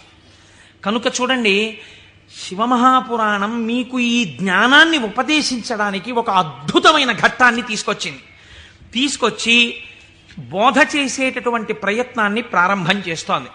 ఒకానొక సమయంలో నారద మహర్షి హిమవత్ పర్వతము యొక్క క్రింది భాగమునందు గంగానది ప్రవహించేటటువంటి ప్రాంతంలో పరమశివుడు ఎక్కడ కూర్చుని తపస్సు చేశాడో అటువంటి గుహలో కూర్చుని పరబ్రహ్మమును గూర్చి తపస్సు చేశారు. తపస్సు చేస్తున్నప్పుడు ఇంద్రుడు మన్మధుణ్ణి పిలిచి ఒక మాట చెప్పాడు. తపస్సు చేస్తున్నాడా? తపస్సు అంటే భగవంతుని యందు మనస్సు లగ్నమై ఉండాలి. అది చంచలమవుతుందా లేదా పరీక్ష చేస్తుంటారు. కనుక నువ్వు వెళ్ళి వికారములను ఇంద్రియములకు చూపించి వశుడవుతాడేమో చూడమన్నారు. అంటూ ఇంద్రుడు అన్నాడు, హిమశైల గుహాయాం హి మునిస్తపతి నారద మనసోద్దిశ్య విశ్వేశం మహాసంయమవాన్ దృఢ. అడిగోనయా, మహాసంయమవాన్, సంయమి అయినటువంటి నారద మహర్షి తపస్సు చేస్తున్నాడు. మన్మథా, నువ్వు అక్కడికెళ్ళి ప్రలోభ పెట్టి ఆయన తపస్సు భగ్నమయ్యేటట్టుగా చూడు. అగ్నియందు తప్తమైతే కదండి బంగారానికి కాంతి. పరిస్థితులను తట్టుకుని నిలబడినప్పుడు కదండి వాడు బ్రహ్మశ్రవణం. కాబట్టి ఆ తపస్సుకి విఘ్నం పెట్టడం, ఆ తపస్సు సిద్ధించడానికి బాగా పుటం పెట్టడమే నా దృష్టిలో. ఇప్పుడు మన్మధుడు వెళ్ళాడు, ఏదో ప్రయత్నం చేశాడు, ఆయన ఏం లొంగలేదు. నారద మహర్షి యొక్క తపస్సు సఫలీకృతమైంది. ఆ తపస్సు పూర్తి చేసి ఆయన బయటికి వచ్చారు. చిత్రం చూడండి, ఇంతసేపు అన్నిటినీ విడిచిపెట్టి ఒక గుహలో కూర్చొని పరబ్రహ్మానుసంధానం చేసి గొప్ప తపస్సు చేసినటువంటి నారద మహర్షి ఎక్కడికి వెళ్ళారు? ఎవరి గురించి తపస్సు చేశారో వారిని సాకారముగా చూడ్డానికి కైలాస పర్వతానికి వెళ్ళారు. వెళ్ళి ఏమని చెప్పాలి? ఈశ్వర, మీ అనుగ్రహం నా చేత తపింపచేసి తపస్సునందు నాకు సాక్షాత్కరించి నాకు జ్ఞానభిక్ష పెట్టారని చెప్పాలి. కానీ ఆయన వెళ్ళి అన్నాడు, ఇది మాయ కమ్మడం అంటే ఎంత గమ్మత్తుగా ఉంటుందో చూడండి. ఈశ్వర, హిమవత్పర్వత ప్రాంతంలో ఉన్నటువంటి గుహలో కూర్చుని నేను తపస్సు చేశాను. మన్మధుడు వచ్చి నా మీద బాణాలు వేసే ప్రయత్నం చేశాడు. కానీ నేను ఆ మన్మథ బాణములను లెక్క పెట్టలేదు. కామమును జయించాను అంటే ఈశ్వరుడు చేసిన పని నేను చేశానని చెప్పుకోవడం సోత్కర్ష. కాబట్టి నేను కామమును జయించాను, జయించి నేను తపస్సు యందు సిద్ధిని పొందాను అన్నాడు. అంటే శంకరుడు నవ్వాడు. ఇక్కడ మీరు శివుడు చెప్పిన మాటని చాలా గట్టిగా పట్టుకోవాలి. ఆయన అన్నాడు, బాగుందయ్యా, చాలా చక్కటి మాట చెప్పావు, చాలా సంతోషం. కాముణ్ణి జయించావా? మాటలా కాముణ్ణి జయించడం అంటే జయించిన వాడికి తెలుస్తుంది, అందుకు కదా నాకు వచ్చి చెప్పావు. నేను సంతోషించాను. కానీ నారదా, నీకొక్కటి చెప్తాను, గుర్తుపెట్టుకో. అయిననొక మాట చెప్పెదా, మానసమున నుంపు దీని మరువకుమెప్పుడున్ మౌనీంద్ర వైకుంఠునితో నుడువకు నీ తపంబు తోరపు సిద్ధిన్. నాకు చెప్పావు కదా నేను కాముణ్ణి గెలిచానని. నీకు అలవాటు కదా, వైకుంఠానికి కూడా వెళ్ళి నారాయణ దర్శనం చేస్తావు. ఉన్నది ఒక్కటే పరబ్రహ్మమైన అన్ని రూపాలుగా చూడడంలో నీకు ఆనందం. అక్కడ మాత్రం ఇలా చెప్పకే, నా దగ్గర చెప్తే చెప్పావు అన్నాడు. ఏదో ఇలాగే చెప్తాడు పెద్ద ఆయన, ఏడు పెద్ద పట్టించుకునేది అనుకున్నాడు. గురువుల మాట తిరస్కరించడం అంటే ఇదే. అనుష్ఠానములోకి రాని విద్య, అది శ్రవణమునకు పనికొస్తుంది అంతే. సినిమా కథల ఎందుకది? అనుష్ఠానంలో పెట్టినప్పుడు ఎందుకు ఇంకా వేదాంత విద్య? ఇప్పుడు ఆయన బయలుదేరి ఎవరి దగ్గరికి వెళ్ళాడు? ఈయన దగ్గర నుంచి ఆయన దగ్గరికి వెళ్ళేటప్పుడు మధ్యలో తండ్రి గారు సృష్టికర్త దగ్గరికి వెళ్ళాడు. ఎవరు అసలు కాముణ్ణి గెలిచాడో ఆయన దగ్గరికి వెళ్ళి నీతో నేను ఈక్వల్ స్టేటస్ పొందానని చెప్పడం సంతోషం. అందులో ముందు శివుడి దగ్గరికి వెళ్ళాడు, తర్వాత నాన్నగారికి చెప్దాను లేని తండ్రి గారి దగ్గరికి వెళ్ళాడు. ఈ మాట నువ్వు శ్రీమన్నారాయణుడికి చెప్పకేం వైకుంఠంలో అన్నదాన్ని అసలు లక్ష్యమే పెట్టలేదు. అందుకని బ్రహ్మగారి దగ్గరికి వెళ్ళి ఈ మాట అడగలేదు. ఎందుకండి శివుడు ఇలా అన్నాడు అని అడగలేదు. అడగకుండా వెళ్ళి మళ్ళీ ఇదే చెప్పాడు బ్రహ్మగారి దగ్గర. నాన్నగారు నేను తపస్సు చేశానండి, మన్మధుడు వచ్చి బాణాలు వేశాడండి, అయినా నేను చెల్లించలేదండి, కాముణ్ణి గెలిచాను, తపస్సు యందు సిద్ధిని పొందాను అన్నాడు. అంటే బ్రహ్మగారు అన్నాడు, ఊరే నాన్న అలా అనకూడదురా, నేను నీకో మాట చెప్తాను విను. మున్నట శంకరుండు తపముల్ ఒనరించుచున్న మన్మధుండన్నిటలాక్షు గెల్వచని అంతము చెందే తదీయదేవి ఆ పన్నగ భూషణం కొలిచి భర్తననుంగునిగాగనుందే ఆ పుణ్యపు భూమి శాంకర విభూతి జయించితి నీవు కాముని. నువ్వు ఎక్కడ కూర్చుని తపస్సు చేశావో అక్కడ ఇతపూర్వం పరమశివుడు కూర్చుని తపస్సు చేశాడు. అక్కడికి మన్మధుడు వస్తే ఆయన తన మూడవ కంటి మంట చేత మన్మధుణ్ణి కాల్చేశాడు. మన్మధుడు బూడిదైపోయాడు. రతీదేవి ప్రార్థిస్తే వేరొక రూపంతో నీ భర్త నీకు కనపడతాడని వరం ఇచ్చాడు. ఆ ప్రాంతంలో మన్మథ బాణములు పనిచెయ్యకపోవడానికి కారణం ఇతపూర్వం శంకరుడు తపస్సు చేయడం. అక్కడికెళ్ళి కూర్చుని నువ్వు తపస్సు చేసి నేను గెలిచానంటావేమిటి? అలా చెప్పకూడదు, తప్పది. అందుకని నేను కాముణ్ణి గెలిచాననుకో, నువ్వు కాముణ్ణి గెలవడానికి కారణము ఇతపూర్వం ఈశ్వరుడు అక్కడ తపించుట. అది శివప్రజ్ఞ, నీ ప్రజ్ఞ కాదు, నువ్వు అలా అనకు అన్నాడు. అంటే మనం ఏదైనా సాధిస్తే ఇది ఈశ్వరానుగ్రహము చేత సాధింపబడినది అనాలి. అంతేకాని నారదుడు తప్పు చేశాడని మనం ఇంటికి వెళ్ళిపోతే ఇంకెందుకు? ఆయనకి తీర్పు చెప్పడానికి మనం అక్కర్లేదు. మనం కూడా ఏదైనా సాధించినప్పుడు ఇది ఈశ్వరానుగ్రహముతో సాధింపబడినది అన్నమాట మాత్రమే వాడాలి తప్ప మన యందు నిక్షేపించుకోకూడదని. బ్రహ్మగారు ఈ మాట చెప్తే ఏమిటో నాన్నగారు కూడా ఇలాంటి మాటలన్నీ చెప్తారు. శంకరుడు తపస్సు చేస్తే మాత్రం నా మీద బాణాలు ఇస్తే నేను తట్టుకున్నానా లేదా? ఆయన చెప్పద్దని చెప్పాడు, విష్ణుమూర్తికి చెప్పకి ఈ మాట అన్నాడు. ఎందుకని మీరు బాగా గుర్తించాలి. శాంభవీ మాయ, వైష్ణవ మాయ అని రెండు మాటలు వాడతారు. పరమశివుడి భార్యగా శాంభవి ఏ మాయ స్వరూపంలో ఉంటుందో అదే వైష్ణవ మాయగా ఉంటుంది పురుష స్వరూపంతో ఉంటే. నువ్వు ఈ మాటలు చెప్తే నీకు బాగా అనుభవంలోకి వచ్చేటట్టు ఒకసారి దింపి పైకెత్తుతాడు, బాగా అనుభవంలోకి వస్తుంది, కొత్త కథ వస్తుంది. ఎందుకు వచ్చింది అక్కడ చెప్పకని చెప్పాడు ఆయన. ఆయన పెద్ద బుద్ధితో చెప్పాడు, వినాలి కదా ఆయన. ఆయనకి మాయలో దిగి ఓసారి తొట్టుపడ్డమే బాగా నచ్చింది. మన బుద్ధి నారదుడి మీద పెట్టి చెప్పకూడదు, ఆయన మహానుభావుడు. నారదుడంటేనే జ్ఞానం, అంతటి వాడికి తప్పలేదు మాయ. ఇప్పుడు ఆయన వైకుంఠానికి వెళ్ళాడు. వైకుంఠానికి వెళ్ళి గబగబా ఎదురొచ్చి, ఏమిటి నారదా ఈ మధ్య కనపట్టలేదు అని ఎదురొచ్చాడు నారాయణుడు. ఎదురొస్తే ఏం చెప్పమంటారు స్వామి, నేను తపస్సు చేశాను, మన్మధుడొచ్చి నా మీద బాణాలు వేశాడు, నేను చెల్లించలేదు, నేను తపస్సునందు సిద్ధి పొందానన్నాడు. అయిపోయింది, చెప్పద్దన్న చోట చెప్పేశాడు. అనకరా అన్న మాట అనేశాడు. ఏమొచ్చింది ఇప్పుడు దానివల్ల? నేను వెంకటాచలంలో దర్శనం 3 మాటలు చేశానండి. ఈ లైన్లోంచి వెళ్తున్నప్పుడు బయటకు వచ్చేసే లైన్లోంచి లోపలికి పంపించే లైన్లోకి దూరిపోయి 2 మాటలు దర్శనం చేసుకున్నాను అన్నారనుకోండి. అది పాపమా పుణ్యమా మీరు ఆలోచించండి.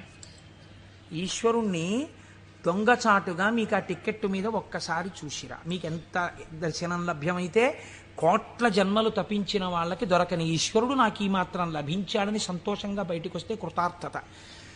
దొంగతనంగా దూరిపోయి 2వ మాట వెళ్ళొస్తే నాకు మీకు తెలియదేమో, ఈశ్వరుడికి తెలియదండి, వెంకటేశ్వరుడికి. అంటే దొంగతనంగా 2వ మాట వచ్చావా నన్ను చూడ్డానికి అని దానికి తగిన ఫలితం ఆయన ఇస్తే ఏమవుతావు? ఎందుకు వచ్చినల్లది? ఇవే అక్కర్లేని పనులు, చెయ్యొద్దన్న పనులు చేయడం అంటే ఇలాగే ఉంటాయి. కాబట్టి ఆయనకి చెప్తే ఆయన వెంటనే అన్నాడు, అబ్బా ఎంత గొప్ప పనో, ఏది మళ్ళీ చెప్పు. నేనండి తపస్సు చేసి మన్మథ బాణాలు పడితే లొంగకుండా సిద్ధి పొందాను. అబ్బా ఎంత గొప్ప విషయమయ్యా నారదా, ఎంత సంతోషంగా ఉందో నాకు. ఎవరు చేయగలరాయా ఈ పని? శివుడు చేశాడు, నువ్వు చేశావు. ఆయనకి అర్థమైపోయింది. ఓహో, అంటే ఇప్పుడు ఈయనకి బాగా పుటం పెట్టి జ్ఞానము లోపల నిలబడేటట్టుగా చెయ్యవలసిన అవసరం ఏర్పడింది. అంతేకాని ఆయన్ని చిన్నబుచ్చడం కాదు, తొట్టుపడకుండా నిలబెట్టాలి మనం అయితే ఇప్పుడు. కాబట్టి చాలా సంతోషమోయ్ అని కౌగిలించుకుని వెళ్ళిరా అన్నాడు. ఇప్పుడు మాయ ప్రారంభం అయిపోయినట్టే కదండి, అది నడిపిస్తుంది ఎటు వెళ్ళాలో. ఈయన బయలుదేరి వెడుతున్నాడు. వెడుతూ వెడుతూ ఒక రాజ్యంలోకి వెళ్ళాడు. ఆ రాజ్యాన్ని పరిపాలించేటటువంటి రాజు పేరు శీలనిధి, ఆయన కుమార్తె పేరు శ్రీమతి. వెళ్ళి ఆ శీలనిధి అనబడేటటువంటి రాజు యొక్క అంతఃపురంలోకి వెళ్ళాడు. మహానుభావుడు నారదుడు వచ్చాడన్నాడు, స్వాగతం చెప్పారు, పాదములు కడిగారు, తీసుకొచ్చారు, కూర్చోపెట్టారు. వాళ్ళ అమ్మాయిని తీసుకొచ్చారు. అమ్మాయినికి నమస్కారం చెయ్యమ్మా అన్నారు. ఆ పిల్ల నమస్కారం చేసింది. మా పిల్లకి ఎటువంటి వరుడు వస్తాడో చెప్పండి అన్నారు. ఆ పిల్ల యొక్క చెయ్యి చూసి త్రికాలవేది నారదుడంటే తెలియందేముందండి. ఆయన అన్నాడు, లక్ష్మీదేవికి భర్త ఎవడో, ఎవడు సర్వవ్యాపకుడో, ఎవడు నిరంతరము లోకము చేత పూజింపబడుతుంటాడో, ఎవడు మహానుభావుడో అటువంటి శ్రీ మహావిష్ణువుకు ఈమె ఇల్లాలవుతుంది అన్నాడు. అక్కడ వరకు బాగా చెప్పాడు. కానీ ఆమెని చూడగానే కామాన్ని కదా గెలిచానన్నాడు. ఈవిడ నా ఇల్లాలైతే ఎంత బాగుండో అనిపించింది. కానీ ఆవిడ జాతకంలో ఏముంది? శ్రీ మహావిష్ణువు భర్త అవుతారని ఉంది. ఈ అమ్మాయికి పెళ్లి ఎలా చేద్దాం అనుకుంటున్నావు అని అడిగాడు. రేపు స్వయంవరం పెట్టామండి, స్వయంవరంలో ఈమె వరమాల వేస్తుంది అంటే విష్ణువు సాకారుడై వస్తాడు ఈ సభలోకి. ఇప్పుడు మళ్ళీ వెనక్కి తిరిగి వైకుంఠానికి వెళ్ళాడు. వెళ్ళి, అయ్యా ఎవరికైనా చెప్పుకుంటే కొంచెం సిగ్గుచేటుగా ఉంటుంది, నా మనస్సు ఆ శ్రీమతిని పెళ్లి చేసుకోవాలి అని ఉవ్విళ్ళు ఉరిపోతోంది, ఆమె నాకు దక్కకపోతే మన్మథబాణముల చేత చచ్చిపోతాను. ఎవరండి ఇంతకు ముందు వచ్చి చెప్పినప్పుడు ఏం చెప్పాడు? మన్మథబాణములను గెలిచి తపస్సునందు సిద్ధి పొందానని చెప్పినవాడు వెనక్కి తిరిగి వెంటనే వచ్చి చెప్తున్నాడు ఇది మాయా అంటే. చూడండి, ఆమె నా ఇల్లాలు కాకపోతే నేను మన్మథబాణములకు చచ్చిపోతాను.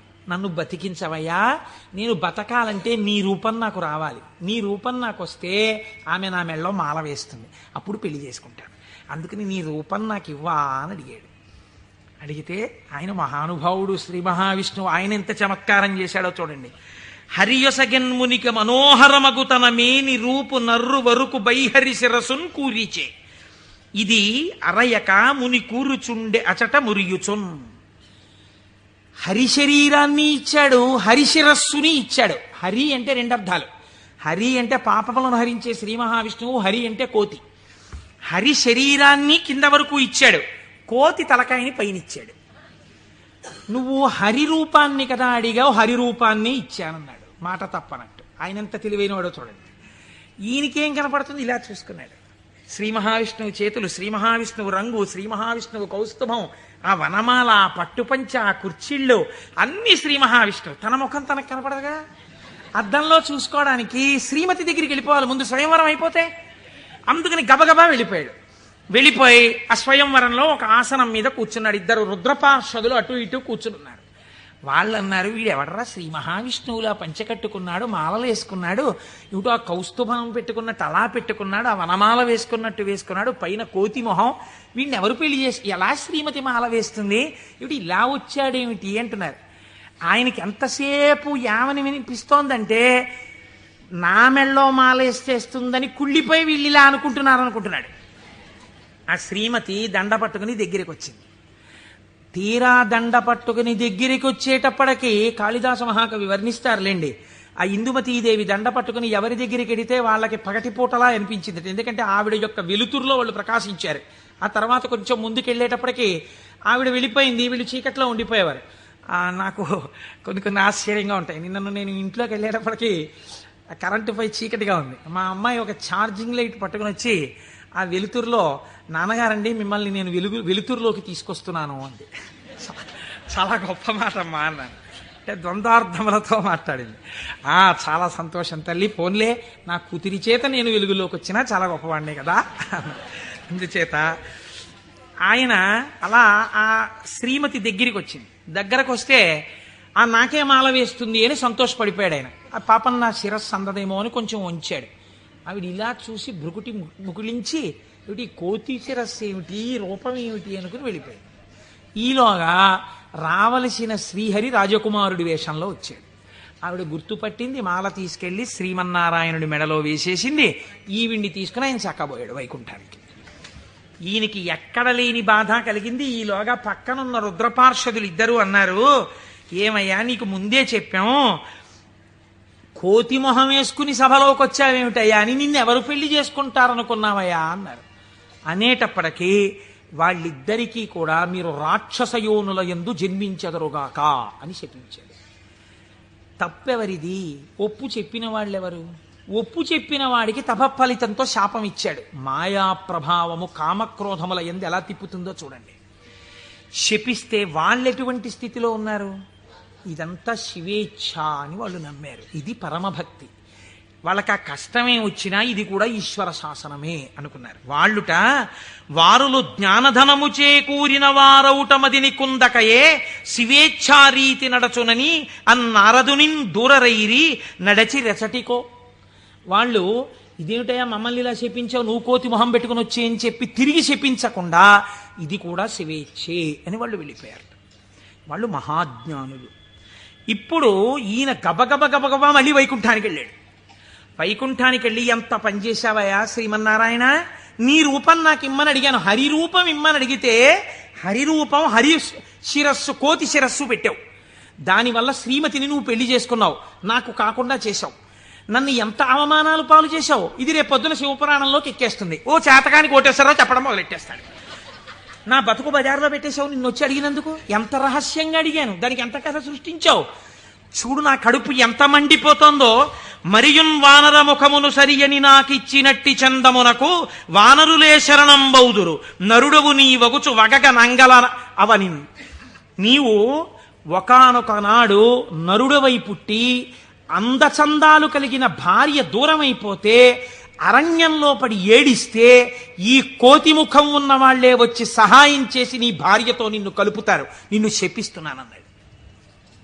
మహానుభావుడు కనుక శ్రీమన్నారాయణుడు దాన్ని కూడా లోకానికి ధర్మ మార్గం నేర్పడానికి రామావతారమునందు సీతావియోగంగా తీసుకున్నాడు. ఇప్పుడు ఈ శాపవచనాన్ని కూడా విడిచిపెట్టేశాడు. ఇద్దరిని శపించేశాడు, భగవంతుణ్ణే శపించాడు, రుద్రపార్షదుల్ని శపించాడు, కామమునకు వశుడయ్యాడు. ఇప్పుడు స్వస్థత కలిగింది. ఏమిటి నేను పొందింది అనుకున్నాడు. చిచ్చి చిచ్చి, ఎక్కడి నా జన్మ, ఎక్కడి తపస్సు, ఎక్కడి మహతి. ఆనాడు శంకరుడు చెప్పాడు, నేను గెలిచానని అనద్దు, ప్రత్యేకించి వైకుంఠంలో ఈ మాట చెప్పకు సుమా అని చెప్పాడు ఆయన. అక్కడే చెప్పాడు. కాబట్టి శివవాక్కు గురువాక్కు, ఏది అనకురా, ఏదైనా ఈశ్వరుడు ఇచ్చాడను నీకు ఇబ్బంది ఉండదు. అంటే వీడు ఏదైనా సాధించేటప్పటికీ నాది అంటాడు, ఏదైనా పోయేటప్పటికీ దిక్కుమాల దేవుడు ఏం చేశాడు నాకంటాడు. రెండూ పాపకర్మలే. కాబట్టి ఇప్పుడు ఆ మాయ తొలగింది. ఇప్పుడు శ్రీమన్నారాయణుడిని చూసి అన్నాడు, ఎట్లు మహాత్మా, నిన్ను శపించిన దోషము నాకు బాయు, నీ వెట్లు భరించి యొందగల వీచెడు తాపసి ఏవయైన ఈ తిట్లు సహింపరానివిక, తీండ్రపుటల్కను ముక్క ముక్క యౌనట్లుగా నన్ను చెండదగు, అండజకేతన చక్రధారచేన్. యుక్తాయుక్త విచక్షణ మరిచి నేను మాట్లాడినటువంటి మాటలకి నా యొక్క నాలుకని ముక్కలు ముక్కలుగా కత్తిరించెయ్యాలి. ఎంత మాత్రము ఇంకా జాగు చెయ్యకుండా, మహానుభావ, అండజకేతన అంటే గుడ్డులోంచి పైకొచ్చినటువంటి గరుత్మంతుడు నీ యొక్క ధ్వజమునకు చిహ్నముగా కలిగినటువంటి వాడా, మహానుభావా, నీ చక్రధారల చేత నా నాలుకని ముక్కలు ముక్కలుగా కత్తిరించేవయా, అప్పుడు కాని నేను చేసిన పాపం పోదని కన్నీటి ధారలతో ఆయన పాదాల్ని అభిషేకించి ఆయన కాళ్ళ మీద పడ్డాడు. నారదుడు కాబట్టి అంత తొందరగా మళ్ళీ స్వస్థితిని పొందగలిగాడు. మనం కొన్ని కోట్ల కోట్ల జన్మలు తిరుగుతుంటాం. మీరు చూడండి, రామాయణంలో సీతావియోగానికి కారణమైంది ఒక రజకుడి మాట. అదే రజకుడు మళ్ళీ ద్వాపర యుగంలో రజకుడిగా వచ్చాడు. కృష్ణ భగవానుడు వెళ్ళి 4 చీరలు ఇవ్వయా, పంచెలు ఇవ్వయా, కట్టుకుంటానన్నాడు.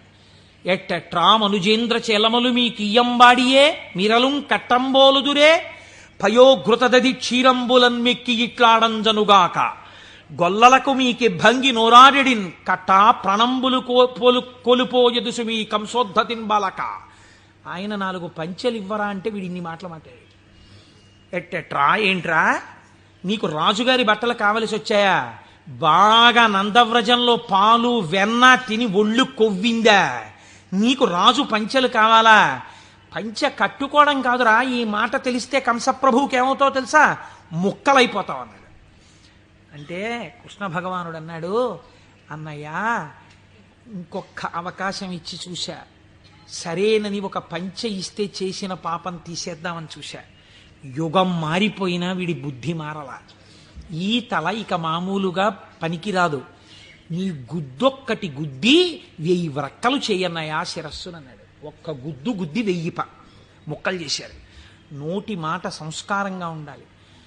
మాట సంస్కారంగా ఉండడం మొదట నేర్చుకుంటే చాలా తప్పులు దిద్దబడిపోతాయి. అందుకే శివుడు చెప్పింది ఈ మాట వైకుంఠంలో చెప్పకు. నీవు ఏది చేసినా ఈశ్వర ప్రజ్ఞకి ముడిపెట్టు. నీ కొడుక్కో ర్యాంక్ వచ్చింది, ఇది ఈశ్వరానుగ్రహం అండి. మా అబ్బాయికో ర్యాంక్ వచ్చింది. నువ్వు మంచి పంచె కట్టుకున్నావు, ఈశ్వరానుగ్రహం అండి. ఓ పంచె కట్టుకున్నాను. నువ్వు ఒక ఉపన్యాసం చెప్పగలిగావు, అది పరమేశ్వరానుగ్రహం అండి. నా చేత ఒక ఉపన్యాసం చెప్పించాడు, ఈశ్వరానుగ్రహం అండి. నేను శివమహాపురాణం వినగలిగాను అను. నేనన్న మాట అన్నావా, ఇబ్బందిలోకి వెళ్ళిపోతావు. ఇది అనకు. మొదట దిద్దుకోవలసినది వాక్కు దిద్దుకో. రజోగుణ తమోగుణ భూయిష్టమైన వాక్కులు మాట్లాడకు, అవి నీ సంస్కారం అయిపోతాయి. ఈ సంస్కారము నిన్ను జన్మ జన్మాంతరములు తిప్పుతుంది. నారదుడు కాబట్టి మహానుభావుడు 1 గంటలో సర్దుకున్నాడు. మనం ఎంతటి వాళ్ళం, మాయ ఎంత గొప్పదో చూడండి. ఇది మహేశ్వర శక్తి. ఈ మాయ ఎలా తొలగుతుంది అంటే దీనికి ఒక్కటే లక్షణం, ఆ మాయయే అమ్మవారి స్వరూపం. మీరు గట్టిగా ఆవిడ పాదాలు పట్టుకున్నారనుకోండి, పట్టుకుంటే ఆవిడే మిమ్మల్ని దగ్గరికి తీసుకుని, అందుకే చేతిలో పాశం పట్టుకుని ఉంటుంది. ఈశ్వర భక్తిని మీకిచ్చి మీ చేత ఈశ్వర సేవ చేయించి ఈశ్వరుడిలో మిమ్మల్ని ఆవిడే కలుపుతుంది. ఆవిడే ఆ పనినంతటినీ తీసుకుంటుంది. ఇది చిత్రంగా ఉంటుంది. ఎలా ఉంటుందంటే, తరచుగా చెప్తూ ఉంటాను నేను ఒక కత్తి నేను అలా వెడుతూ ఉంటే రోడ్డు మీద ఒక దొంగ పరిగెత్తుకుంటూ కత్తి పట్టుకుని నా వెనక వచ్చాడు అనుకోండి, నేను పరిగెడుతుంటాను. దొంగ కత్తి పట్టుకుని నా వెంట పరిగెడుతుంటాడు. నేను ముందు పరిగెడతాను, నా వెనక దొంగ పరిగెడుతుంటాడు. పరిగెడుతుండగా దొంగ రాయి తన్నుకుని పడిపోయి కత్తి అంత దూరంలో పడిపోయింది అనుకోండి. ఇప్పుడు నేను నిజానికి దొంగని ఏం చేయగలిగిన ధైర్యం నాకేం లేదు, కానీ కత్తి తీసుకుని ఇలా నిలబడ్డాను నేను. దొంగ పరిగెడుతున్నాడు. ఇప్పుడు ఎందుకు పరిగెడుతున్నాడే? దొంగ చేతి కత్తి నా చేతిలోకి వచ్చింది. ఇన్నాళ్ళు మిమ్మల్ని తిప్పిన కామం, ఆ కామపాశాలు అమ్మవారి పాదాలు పట్టుకుంటే భక్తి పాశాలుగా మారిపోయాయి. ఈ మార్పుకి మీరు అమ్మవారి పాదాలు పట్టుకుంటే చాలా ఆవిడ మాయాశక్తి, ఇటు తిప్పిన ఆవిడ అటు తిప్పేస్తుంది. మాయాపాశాన్ని భక్తిపాశం చేసేస్తుంది. లోకమనందు తిరిగిన పంచతన్మాత్రల్ని ఈశ్వరుడి వైపుకి తిప్పేస్తుంది, తిప్పేసి ఈశ్వరుడిలో కలిపేస్తుంది. కాబట్టి ఇప్పుడు మీరు మాయా అన్న అవనికని పైకెత్తి శివుడితో కలుపుతుంది. ఇది మహేశ్వరుణ్ణి చేరుకోవడానికి మార్గం. ఆ మార్గమునకు మొట్టమొదటి పొరపాటు వాక్కునందు కలుగుతుంటుంది. ఈ వాక్కునందు అలా చెయ్యకో, ఈశ్వర ప్రజ్ఞని గుర్తెరుగు, ఈశ్వరానుగ్రహాన్ని గుర్తెరుగు. ఇది మనకి బోధ చెయ్యడం ఈ మాహేశ్వరనామమును, మహేశ్వరనామాన్ని అడ్డుపెట్టి మనకి నేర్పింది. ఇదే పరమశివుణ్ణి పక్కనే ఒక చిత్రమైన నామంతో పిలుస్తారు, శంభు అని పిలుస్తారు. శంభు అంటే ఏమిటో తెలుసా అండి? శం అంటే నిరతిశయమైనటువంటి సుఖము లేదా సుఖము, భావయతి కల్పించువాడు. మీరు చూడండి, ఒక వస్తువు ఉంటుంది, ఆ వస్తువు యొక్క సుఖానుభూతిని మీరు ఎప్పుడు పొందుతారు? ఒక వస్తువు యొక్క సుఖానుభూతిని మీరు ఎప్పుడు పొందగలరు అంటే ఆ వస్తువు మీ చేత అనుభవింపబడినప్పుడు. ఉదాహరణకి నాకు ఒక లడ్డు అంటే చాలా ఇష్టం అనుకోండి. ఆ లడ్డూని తీసుకొచ్చి మీరు ఇలా చూపించి, కోటేశ్వరారు మీకోసమే తెచ్చాం ఈ లడ్డు అన్నారనుకోండి. నేను ఆ లడ్డూని ఇలా చూసి నా కోరిక తీరిపోయింది అంటానా? అనను. మీకోసమే అన్న చేతిలో పెట్టారు, చాలా బాగుంది అని ఇలా పెట్టుకుని తినబోతాను. తినకండి, మీకు ఈ లడ్డూ ఎందుకు తెచ్చానో మీకు శుభవార్త చెప్పాలి, అది చెప్పాక తిందురు కానీ. ఇప్పుడు నా కోరిక తీరిపోయిందా? తీరలేదు. ఆయన శుభవార్త చెప్పబోతుంటే సెల్ ఫోన్ మోగింది. ఉండండి చెప్తాను అని అక్కడికి వెళ్ళి గంట సేపు మాట్లాడుతున్నాడు. లడ్డూ ఇలాగే ఉంది, నేను ఇలాగే ఉన్నాను, తీరిందా? తీరలేదు. ఆయన తర్వాత వచ్చి ఏదో చెప్పి ఇప్పుడు తినండి అన్నాడు. ఇప్పుడు నేను దాన్ని తీసి ఇలా నాలుక మీద పెట్టుకుని అలా పడేశాను. గభాలన కంట్లో ఏదో పడి ఇలా అన్నాను, అది కింద పడింది. తీరిందా నా కోరిక? తీరలేదు. నాలుక మీద పడింది రెండో ముక్క, అమ్మయ్యా అన్నాను, ఇప్పుడు నా కోరిక తీరింది కదండి. వస్తువు ఉండడానికి, అది మీ అనుభూతిగా మారడానికి మధ్యలో చాలా తేడా ఉంటుంది. ఈ శక్తి మీ యందు నిలబెట్టేవాడు ఈశ్వరుడు. అందుకే ద్రాపే అంధస్సస్పతే దరిద్రం నీలలోహిత అంటుంది రుద్రాధ్యాయం. సుఖమునకు కావలసిన వస్తువు ఉండడం వేరు, సుఖముగా బ్రతకడం వేరు. ఒకడు కోటీశ్వరుడు ఉంటాడు, కానీ వాడు నిన్న రాత్రి మిగిలిపోయినటువంటి చద్దన్నాన్ని ఇవాళ మధ్యాహ్నం పులిసిపోయిన పెరుగుతో తింటాడు. కేవలం సుఖానుభవం కాదు. లోకములు మూడు రకాలుగా ఉంటాయి. ఒక లోకము కేవలము సుఖాలు అనుభవించడానికే ఉంటుంది, స్వర్గాది లోకములు. అక్కడ దుఃఖము యొక్క స్పర్శ ఉండదు, సుఖాలు అనుభవిస్తారు. ఇంకొక లోకం ఉంటుంది, అక్కడ సుఖం అన్నది ఉండదు, ఎప్పుడు ఏడుపులు, పెడబబ్బలు, కేకలు, అరుపులు, భయంకరంగా ఉంటుంది. అది నరకం. సుఖం దుఃఖం రెండు ఉంటాయి. ఓ రోజున తప్పట్లు కొట్టేస్తూ పొంగిపోతూ నేనే అంటుంటాడు, ఇంకో రోజున కుమిలిపోతూ ఏడుస్తూ ఉంటాడు. అదే భూలోకం. ఇక్కడ కొన్నాళ్ళు సుఖం, కొన్నాళ్ళు దుఃఖం.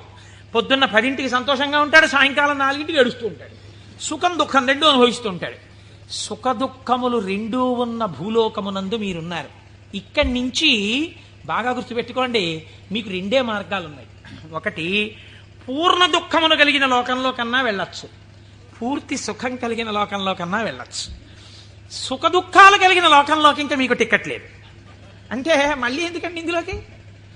కాబట్టి ఒంటి మీద కొరడాలతో కొట్టేస్తూ, మరిగిపోయిన నూనెలో ముంచేస్తూ, ఏదో చీవు నెత్తురు నదుల్లో ముంచేస్తూ అది కావాలా? హాయిగా సంతోషంగా పెద్దలతో కూర్చుని ఏదో ఆనందంగా ఉండడం, అమృతం తాగడం, ఇలాంటివి కావాలా? అంటే లౌకికంగా కోరుకుంటే పోనీ స్వర్గం కోరుకోండి. నరకానికి ఎడదాం అనుకోకూడదంటే మీకు ఒక లక్షణం ఉండాలి. వెంటనే మీకోటి కావాలి. ఏమిటి కావాలి? పాపము చేయకుండా ఉండుట. పాపం చేస్తే కదా నరకం. కాబట్టి పాపం చెయ్యకూడదు. ఇది సంభావయతి, మంచి భావములను ఇచ్చుట. ఇది ఎలా వస్తుంది అన్నారు శాస్త్రంలో. ఇది ఎలా కలుగుతుందండి అన్నారు. దీనికి ఒక ప్రతిబంధకం ఉందండి. అంత తేలిక కాదు. శివమహాపురాణం మీ జీవితాన్ని కరెక్ట్ చేస్తుంది. మీరు చూడండి, ఒక తేలిక మాట, ఒక వెలితి మాట ఒకటి మనం మాట్లాడతాం. కోటేశ్వరారు చతుర్ముఖ బ్రహ్మగారు మేము లలాటం మీద రాసేశాడండి, రామాయణం చెప్పు, భాగవతం చెప్పు, శివపురాణం చెప్పని చెప్పేస్తారు మీరు. మా లలాటం మీద రాసేశాడు, చీకటి పడేటప్పటికీ మాకు ఎటో లాగేస్తుంది మనస్సు వెళ్ళిపోమ్మని, అందుకని మేము రామ్ పురాణానికి అంటాడు ఒకడు. అది తప్పు. అలా ఉండమని చెప్పలేదు శాస్త్రం. తిలకధారణము అన్న మాట ఎందుకు ఇచ్చారో తెలుసా అండి?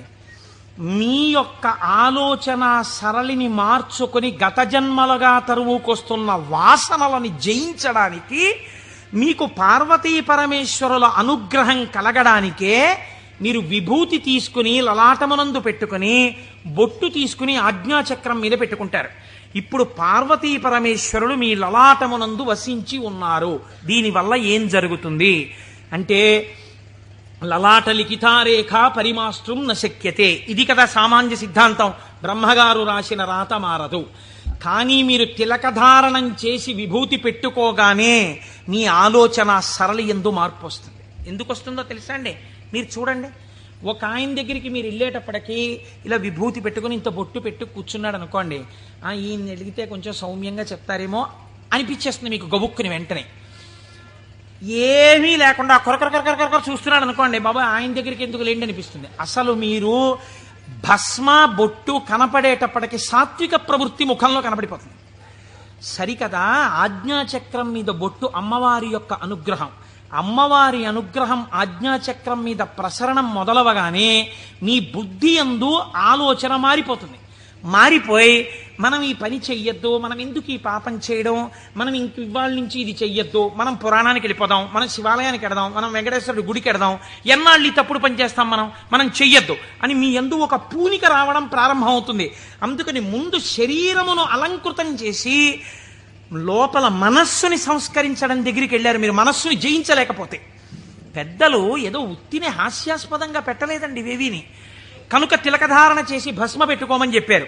ఇప్పుడు మీరు అలా చెయ్యడం ప్రారంభిస్తే ఏమవుతుంది?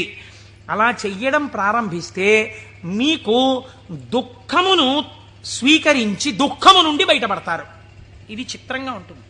ఇప్పుడు మీకు ఎందుకు ఈ ఆలోచనలు, పాపభూయిష్టమైన ఆలోచనల వైపు ఎందుకు తిరుగుతోంది మనస్సు అంటే, దానికి రజోగుణ తమోగుణ ప్రవృత్తి ఉంది. 3 గుణాలు ఉన్నాయి లోకంలో, సత్వము రజస్సు తమస్సు. ఇది ఎప్పుడూ కూడా ఆయన అలాగే చెప్తాడు కానీ హాయిగా పనిచేసేట్టు ఎంత సుఖంగా ఉంటుంది, ఒంట్లో ఓపిక ఉన్నప్పుడు చేయాలి, ఆయనకి ఏముంది అలాగే చెప్తాడు. అలా చేస్తూ కూర్చుంటానేంటి, సుఖంగా అనుభవించు అంటుంది. ఎందుకు ఆ పురాణం, దిక్కుమాల పురాణం, హాయిగా టీవీ చూడు, మంచి ఎపిసోడ్ వస్తుంది ఇవాళ అంటుంది. ఈ బోధని జయించగలగడానికి ఈ త్రిగుణములు బాధాకరములు. మీరు ఉన్నతిని పొందకుండా బాధిస్తున్నాయి. ఉన్నతిని పొందకుండా బాధించేటటువంటి త్రిగుణముల యొక్క బాధ నుంచి మీరు బయటపడడానికే మీరు సంసారం అనే కొత్త బాధనించుకున్నారు. సంసారం బాధ అండి. సంసారం సాగరం దుఃఖం. సంసారం అంత తేలికని శాస్త్రం చెప్పలేదు.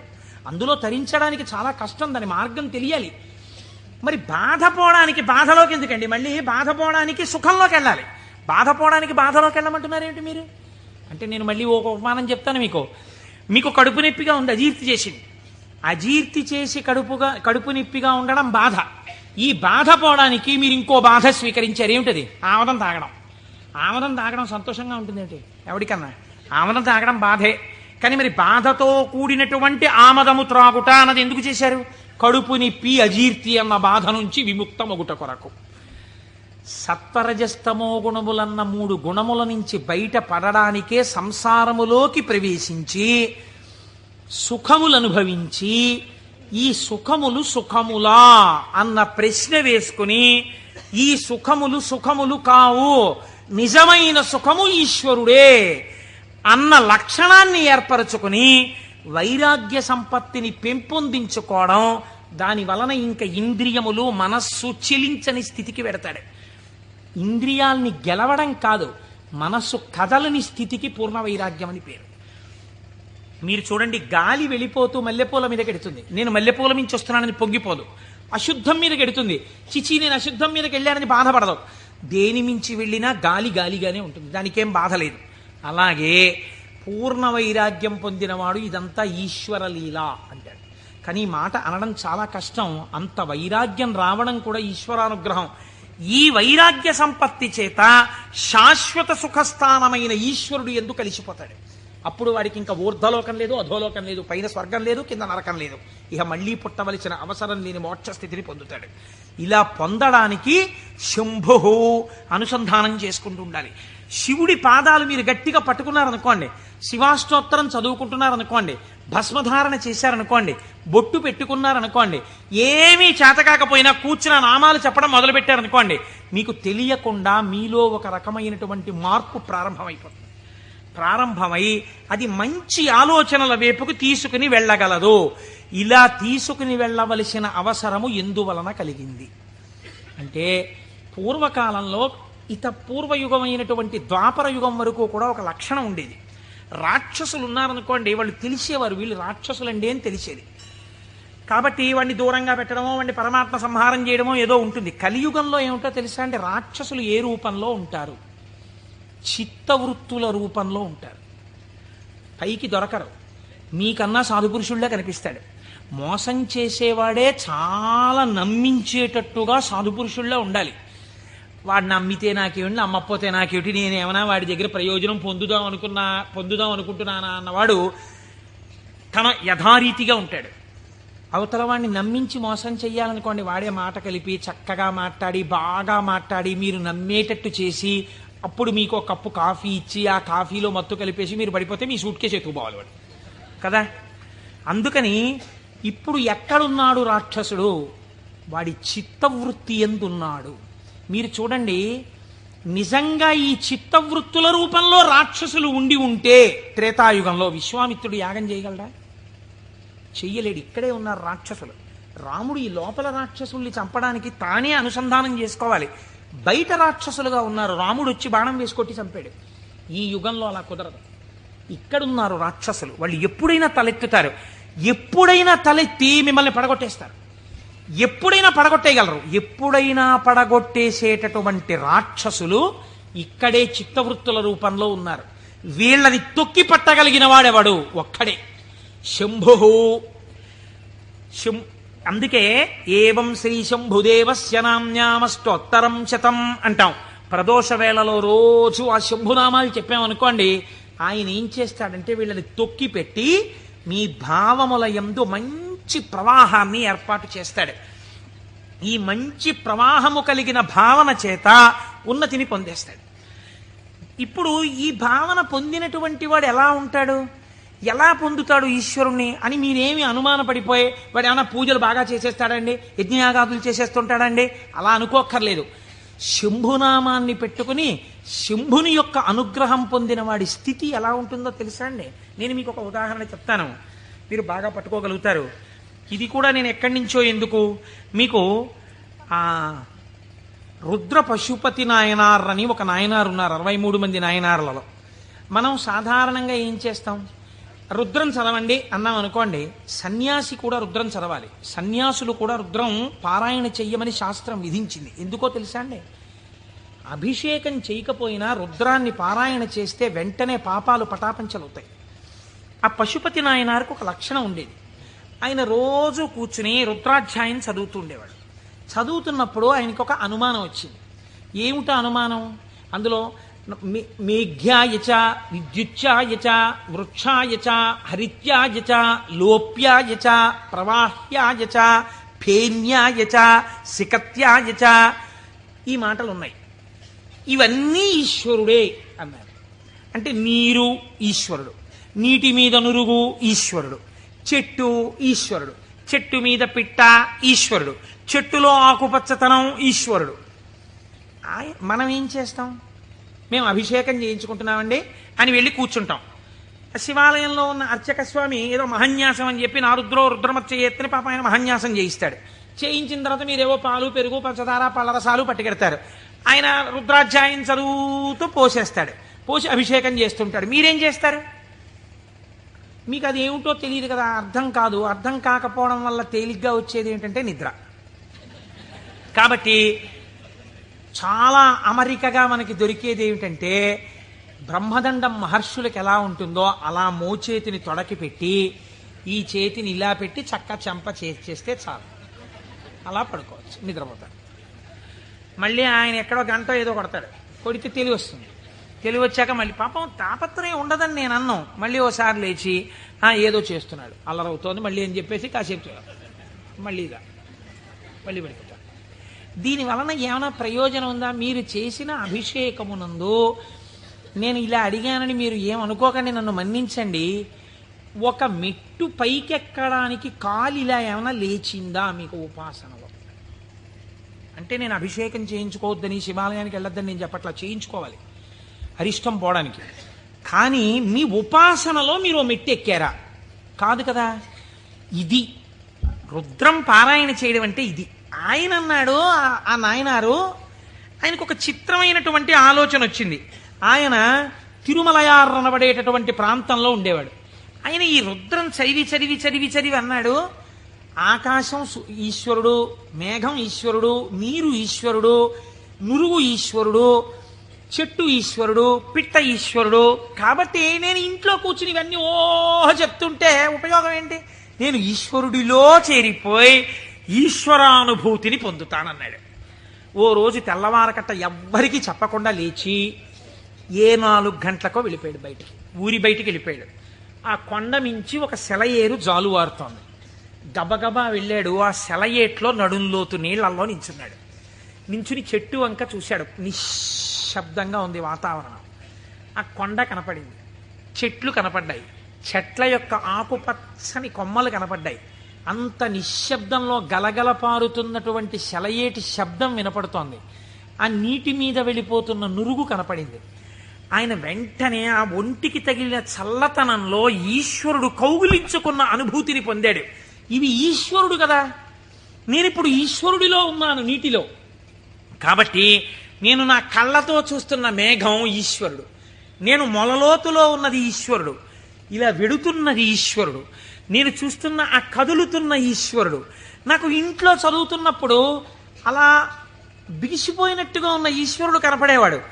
ఇప్పుడు ఇన్ని చేతులతో కాళ్లతో కదులుతూ నన్ను కౌగిలించుకున్నాడు ఈశ్వరుడు అని గట్టిగా గొంతెత్తి నమ పేన్యాయ చ సికత్యాయ చ ప్రవాహ్యాయ చ నమ వృక్షాయ చ హరిత్యాయ చ లోప్యాయ చ అని పారాయణ చేశాడు. ఆ పారాయణ చేస్తూ ఆనందం అనుభవించేసి బయటికి రాలేక బయటికి వచ్చేవాడు. బయటికి వచ్చి ఒళ్ళు తుడిచేసుకుని పొడి బట్ట కట్టుకుని ఇంటికి వెళ్ళిపోయేవాడు. మళ్ళీ మధ్యాహ్నం అయ్యేది. ఆ చెరువు దగ్గరికి వెళ్ళి సంధ్యావందనం చేసుకుంటాననేవాడు. మళ్ళీ వెళ్ళిపోయి మళ్ళీ అందులో నించునేవాడు. మళ్ళీ శివుడు అబ్బా కదులుతున్నాడు. అవుగో అవే ఆయన చేతులు, నా స్వామి ఇలా అంటున్నాడు, చేతులు ఊపుతున్నాడు, రా రా రా అని పిలుస్తున్నాడు, అవే కొమ్మల రూపంలో ఊగుతున్నాయి. నా స్వామి ఇదిగో ప్రవహిస్తున్నాడు. నా స్వామి వేదం ఋషులకి చెప్పినప్పుడు ఇలాగే వినపడి ఉంటుంది, అదిగో ఝరి శబ్దం వినపడుతోందన్నాడు. మొన్న మేము తిరుమల వెళ్ళి పాండవుల తీర్థం కింద దగ్గర కూర్చుంటే వెనకాతల నుంచి నదీ ప్రవాహం వెడుతుంటే చప్పుడు వచ్చింది. కాసేపు ఆగి మీరు ఆ శబ్దాన్ని వినండి అన్నాను నేను. ఆ వినండి అనడం వెనకాతల నా భావన అదే. ఇప్పుడు ఈశ్వరుడు చెప్తున్నటువంటి వేదం ఋషులకు ఎలా చెవుల్లో వినపడిందో అలా నాకు ఈశ్వరవాణి వినపడుతోంది అన్నాడు. మళ్ళీ నిలబడిపోయాడు. మళ్ళీ నమ సోమాయ చ రుద్రాయ చ నమ స్తామ్రాయ చ అరుణాయ చ నమ శంగాయ చ పశుపతయే చ నమ ఉగ్రాయ చ భీమాయ చ అంటూ మళ్ళీ రుద్రం చదువుతూ మళ్ళీ అంతటా ఈశ్వరుడే నన్ను గట్టిగా పట్టుకున్నాడు నీళ్లలోని. అదే ఈ చల్లతనం. ఎంత చల్లగా ఉంటాడో మా స్వామి. ఒంటి నిండా చల్లటి పాములు, చంద్రమౌళి, ఆ గంగా చల్లగా ఉంటాడు కదా, చల్లగా నన్ను పట్టేసుకున్నాడు. బాబోయ్ ఎంత గట్టిగా పట్టుకున్నాడో అన్నాడు. నీళ్లల్లో మునిగానం లేదు, ఈశ్వరుడు నన్ను గట్టిగా పట్టుకోవడం వల్లే నాకు ఇంత చల్లగా ఉందన్నాడు. ఈశ్వరుడు పట్టుకోవడం వల్ల అబ్బా నాకు ఎంత సంతోషంగా ఉందో అన్నాడు. ఈ సంతోషంలో రుద్రం చెప్తున్నానన్నాడు.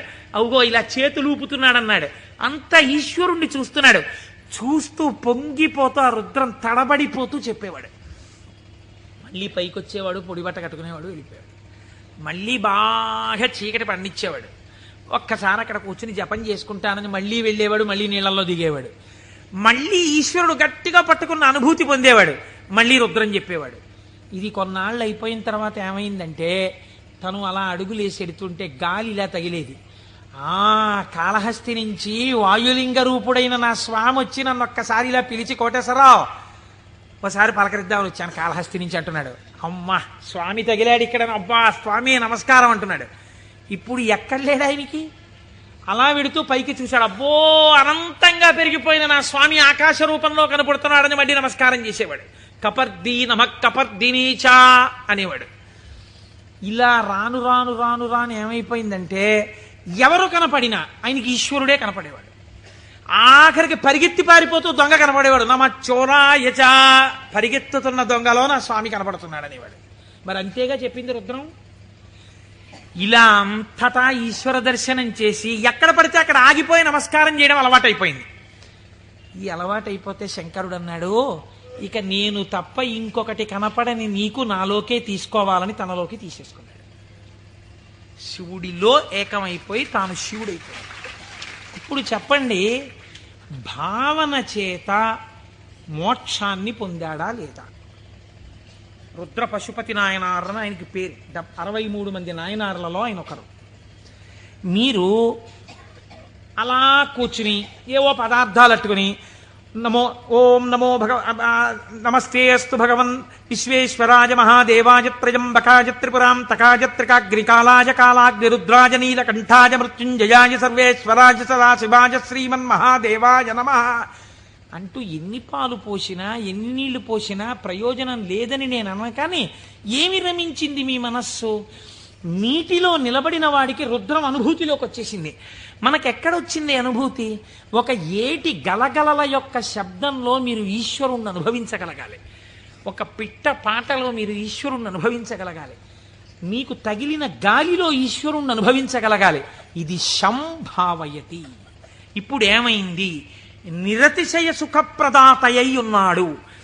ఈ మాటలు చెప్పి చిత్తవృత్తులైనటువంటి రాక్షస స్వరూపాల్ని తొక్కి పెట్టడానికి ఇలా నేను దక్షిణామూర్తిగా కూర్చుంటే ఆనాడైతే అర్థమైంది, కానీ ఇవాళ అర్థం కాదు లోకానికి. అందుకుని నేను లేచి తిరగాలి, తిరిగి లోకానికి బోధ చెయ్యాలి. బోధ చేసి నేనే శంభుస్వరూపమై లోకాన్ని శివుడి వైపుకి తిప్పాలనుకున్నట్టు ఒక ఆయన.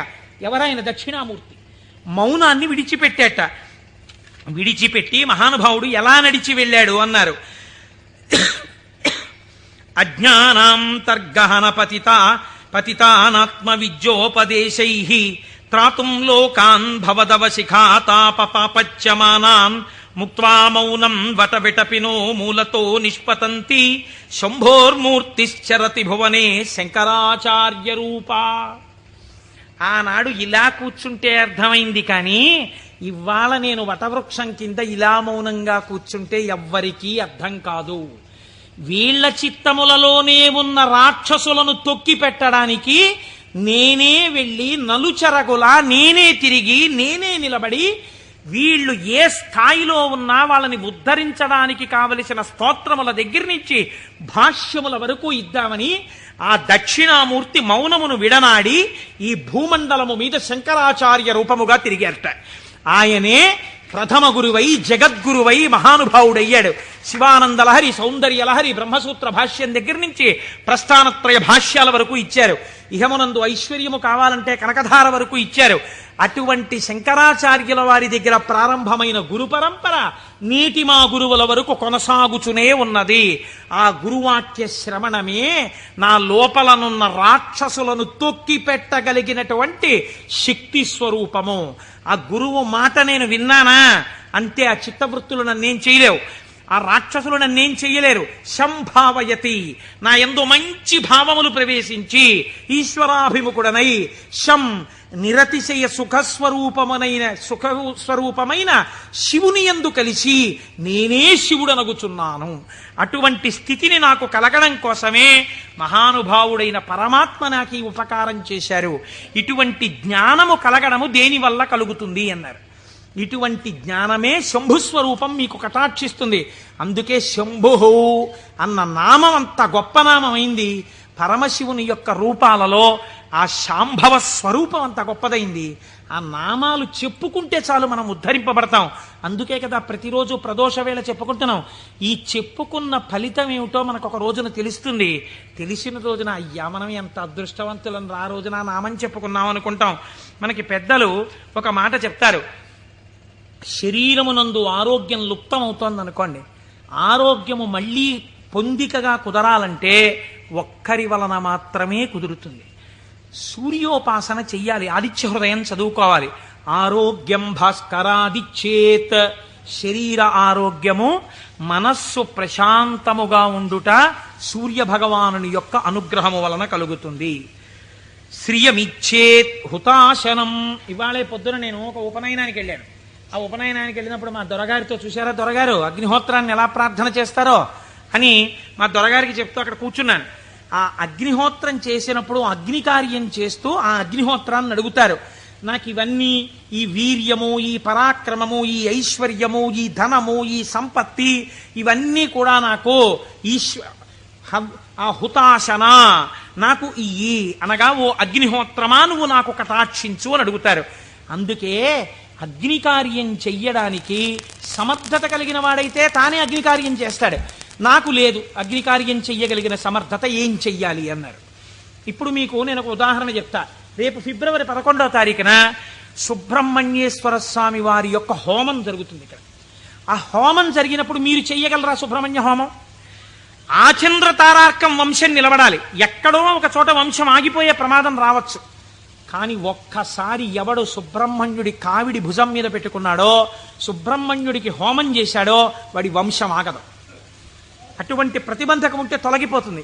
ఇప్పుడు మీకు రాదా హోమం చేయడం, మరి మీరేం చెయ్యాలి అంటే, కలియుగమునందు పురుషార్థమును వెచ్చించు. అందుకని టికెట్ పెడతారు.